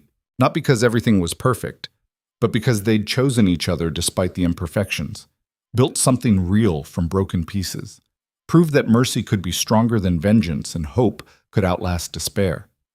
That was enough. It would always be enough. Because in the end, when all the noise faded and all the battles were won, and all the years stretched out behind them like a map of everywhere they'd been, the only thing that truly mattered was this. They'd survived, together. And they'd made that survival mean something. They'd built a legacy worth leaving behind, not of violence or fear or power gained through suffering, but of love that changed everything it touched. Love that made monsters human. Love that gave invisible girls the courage to be seen. Love that proved, against all odds and despite every obstacle, that broken people could build beautiful things. And that was the real victory. The one that lasted. The one that mattered. The one they'd fought for and earned and would protect for the rest of their lives. Theirs. Forever.